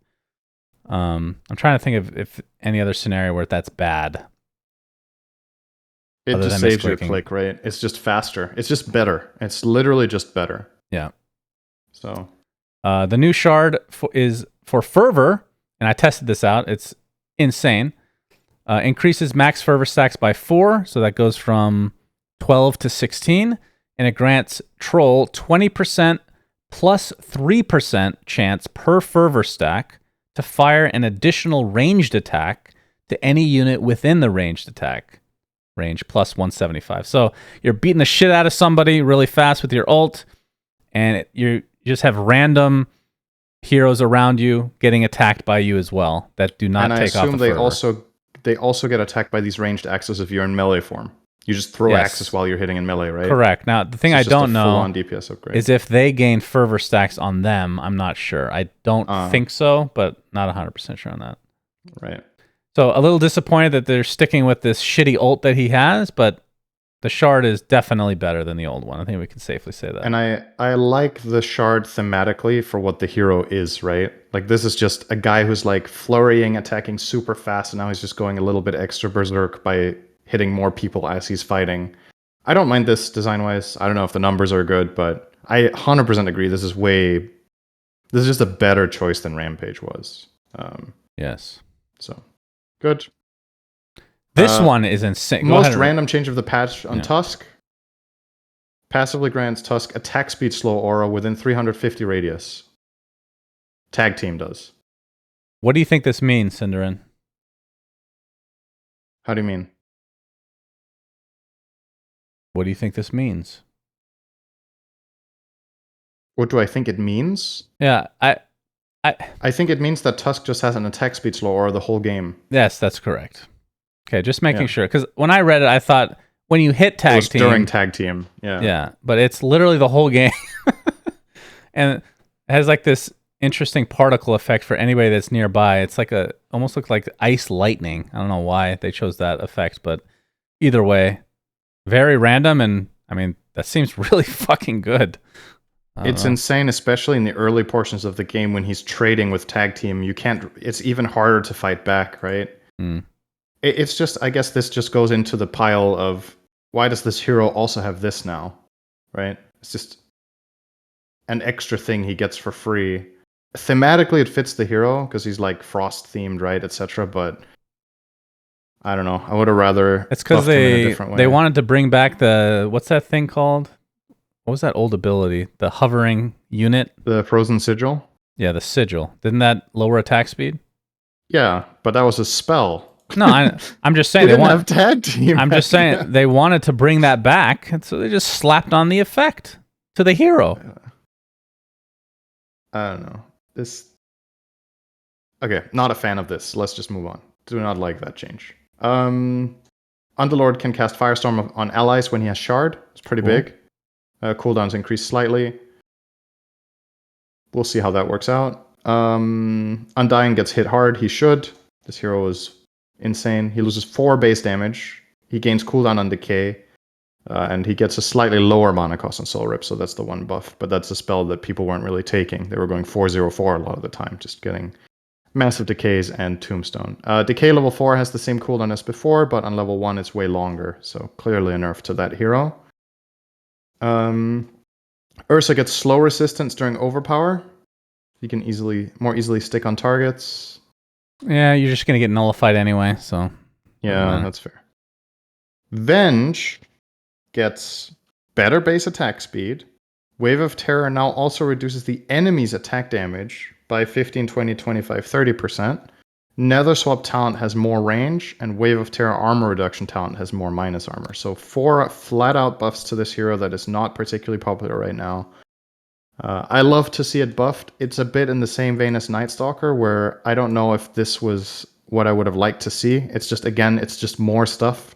Now Wave of Terror is also a damage reduction spell. Did that not do that before, a long time ago? Or did it give damage to Venge at some point? So this used to... I'm trying to remember all the iterations. I think the very old Venge Wave of Terror was minus damage, but not minus armor. And then it became the other way around for a while, and now it's both. Right? I think this used to be minus damage back in Dota 1 or something, like really long ago. I could be thinking of Ability Arena. That's true. We did. But we did do that for Ability Arena. I'm trying to wrap my head around it, but I mean, I'm happy to see Venge get some love. This to me is a very, very, very iconic hero in Dota in general, and Dota history that just has seemed largely irrelevant for the better part of like 3 years. But maybe there were other ways of doing this than just flat out making Wave of Terror just have an additional effect. Similar to Night Stalker, did he need to get damage on Crippling Fear in a cooldown refresh? Where effectively, it feels like the heroes that we're buffing them by giving them additional aspects rather than just being better in general at what they do, right? That's true. That seems to be something that happens to a lot of them. And essentially what that leads to in games in general is just power creep, right? Yeah, We've talked about that in the past. Chat's reminding us that Wave of Terror... it reduces their total attack damage, not just base. So scales with items. Yep. Pretty insane. It is dispellable. At the very least. And does not pierce magic immunity. So you're protected from this with BKB. So Viper Strike will last a second longer.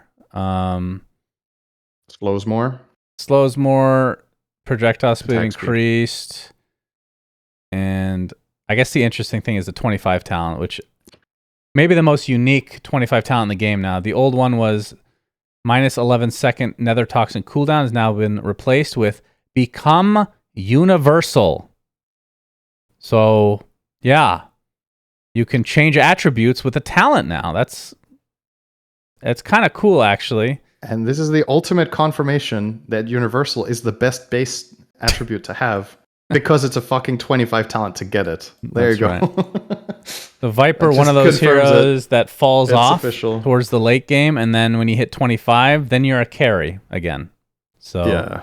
I mean, I think this is creative. When you do have Universal in the game, I don't mind this as an idea for a talent, obviously. So yeah, I don't really mind this that much, but the question is if this is fair. I saw a screenshot of Viper, or a short clip. I think Viper got 160 damage from this if you had a big inventory with like Scotty, Manta, and 1 or 2 more items, which is entirely possible level 25 to have. There's no other hero in Dota that gets 160 damage from a 25 talent. That's pretty crazy. Techies gets 251, doesn't he? Did they change that? I don't know if he has that talent anymore, but it's also Techies. So. Oh yeah, you can turn him. He has it. It's 252 now. They buffed it by 1 as a meme. That's right. I forgot about that. Yeah. That's so stupid. All right, we're almost there. Don't think I really... Do you want to mention the Void Spirit and Warlock stuff? Well, it's quite a lot of text, but it's not that impactful, I think. Really? I think Warlock might be the best support in the game now. Yeah, the Warlock one. Never mind. We take the Warlock. We can skip the Void Spirit one. That's okay. Go ahead. Okay, when a unit dies under Fatal Bonds, it spawns an imp that lasts for 15 seconds, and those imps are similar to the ones you got from the Shard last patch when you used Upheaval. The stats of the imps improve with the levels of fatal bonds, and the shards also increases the level of imps by 1 if you do get the shard. The imps deal damage when they get close to enemy heroes. They explode, and otherwise they attack, I believe. Yeah, they also have like a minuscule amount of damage, etc. Banelings. Essentially banelings. Now, what's important about this change is that it's any unit, so it's not heroes. So if you fatal bonds enemies to a creep wave and you kill the wave, imps are going to spawn and run at them and explode and deal bonus damage. So this just makes Warlock's laning way better. Yeah, curious to see. I mean, they're trying their best to make Warlock played in Pro Dota, right? He's not been touched for a long time by most teams. They also gave the Golem 60% slow resistance, which is a ton. On the ult. I think this hero, out of any support, the most love, probably. Maybe Bane. Between the two, it's hard to tell. And the thing that's tricky about balancing this hero is, to my understanding, Warlock is really good in lower MMR because people position more poorly. They don't itemize against the hero as well. So Fatal Bonds there is insane because people clump up a lot. You golem, you bonds, you upheaval, and you just blast people. But at pro level, people are really good at positioning and itemization, so the hero isn't that great. So it's difficult to make this hero fair in both at the same time. That's a challenge that Valve has with a small subset of heroes. It's like, think of Io, right? Hero just being a monster in Pro Dota for years and having one of the worst pub win rates. There's just some heroes by design that really lend themselves when played very well or very well against, and Warlock's one of them. We'll see if this helps close that distance between win rates and popularity in pubs and pro play, but it's a tough one. I think making this hero good in both ranges is very hard. What was the old shard for Weaver? Was it the swarm? Any unit that's swarmed, you can do geminate attacks to. Is that right? Yes. When heroes were hit by the swarm and you attacked with geminate, it hit everybody who was swarmed. Right.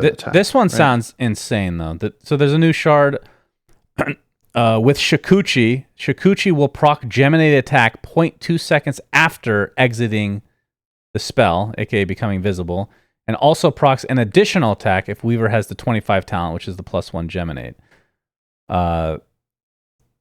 This one's really fucking good. This is a huge... I don't know if it's on the same level. It's not on the same level as Snapfire. Oh, maybe it is. Like, Snapfire's is a huge power spike, but there's a cooldown to it. This one, much lower cooldown. It's Shikuchi. Obviously, you have to still go in, but I think with the right itemization, this is an insane hero late game. So wait, does this just mean you get 2 geminate attacks every Shikuchi? Yes. Because you just proc a geminate attack, but it doesn't go on cooldown, and then you geminate attack again. So you geminate for anybody that you hit with Shikuchi as long as they're within 1200 range.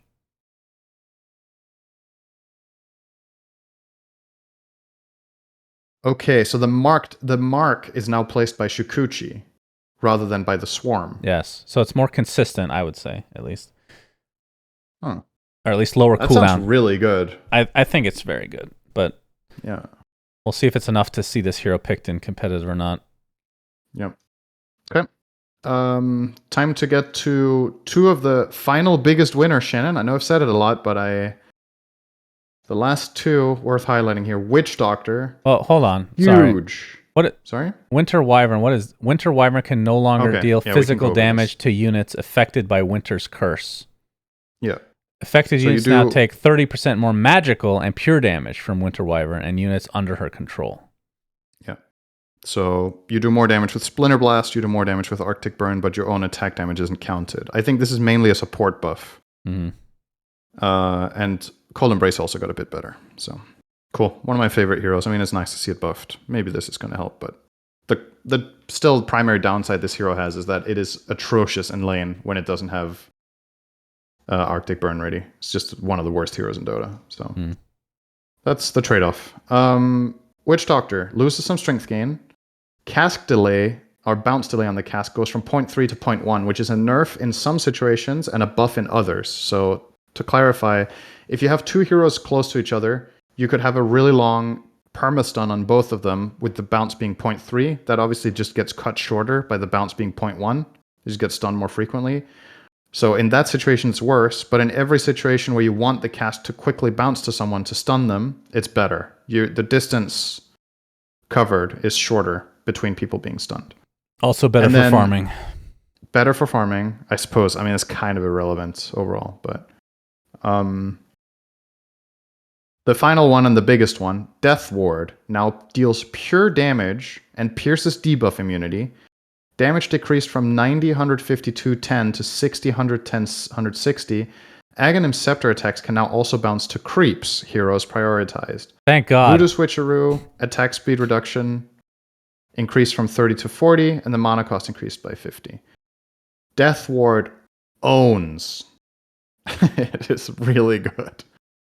So the thing about this is, in the past, there's certain heroes that Witch Doctor just completely sucked against, right? Just because they had high armor, like Terrorblade. You went from being bad against TB to being insane because he has bad health but high armor. You do pure damage, so it's hard to itemize against this with anything else than health or evasion or mobility.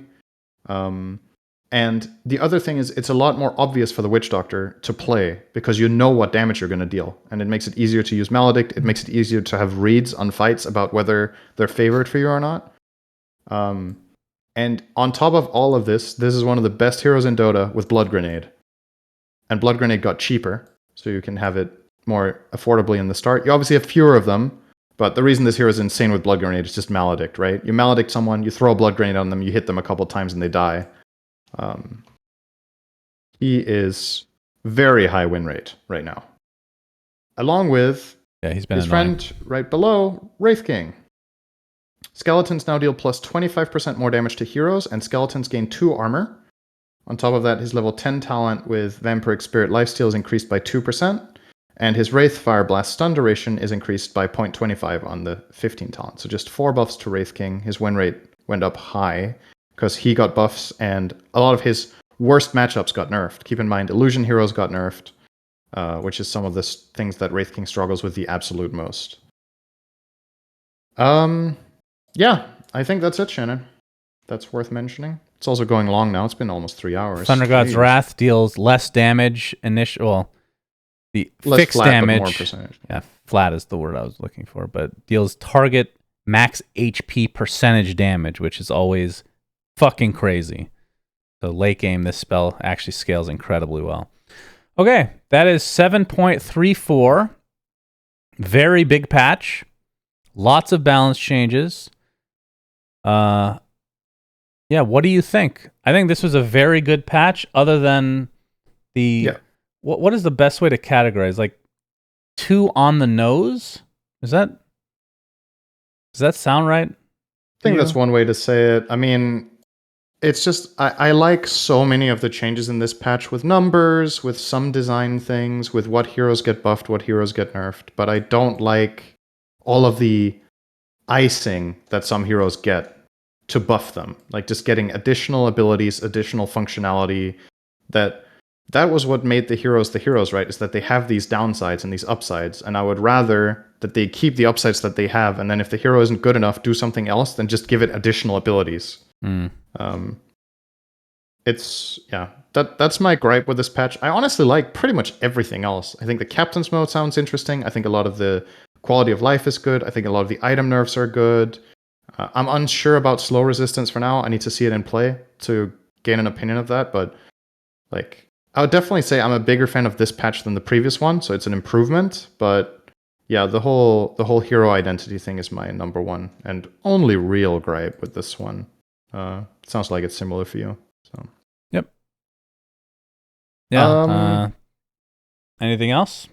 As a final note, I just want to give you a quick breakdown of the top 10 win rates in Dota right now. I think this is every bracket combined, so take it with a grain of salt. This doesn't necessarily represent the bracket you are playing in if you're listening or watching, but the top 10 win rates of this patch right now. Number 1, do you want to take a guess? Of the top win rate? Number 1 win rate in pubs right now on this patch. Go ahead.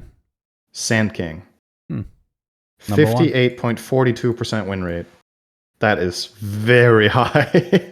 There's going to be some nerfs coming in, obviously. There's going to be B and C patches. Sand King number 1, Ricky number 2, Then we have Witch Doctor in third. I can't remember the last time this hero was a top 10 win rate that I looked at it. Maybe he has had it for many times. I just don't remember.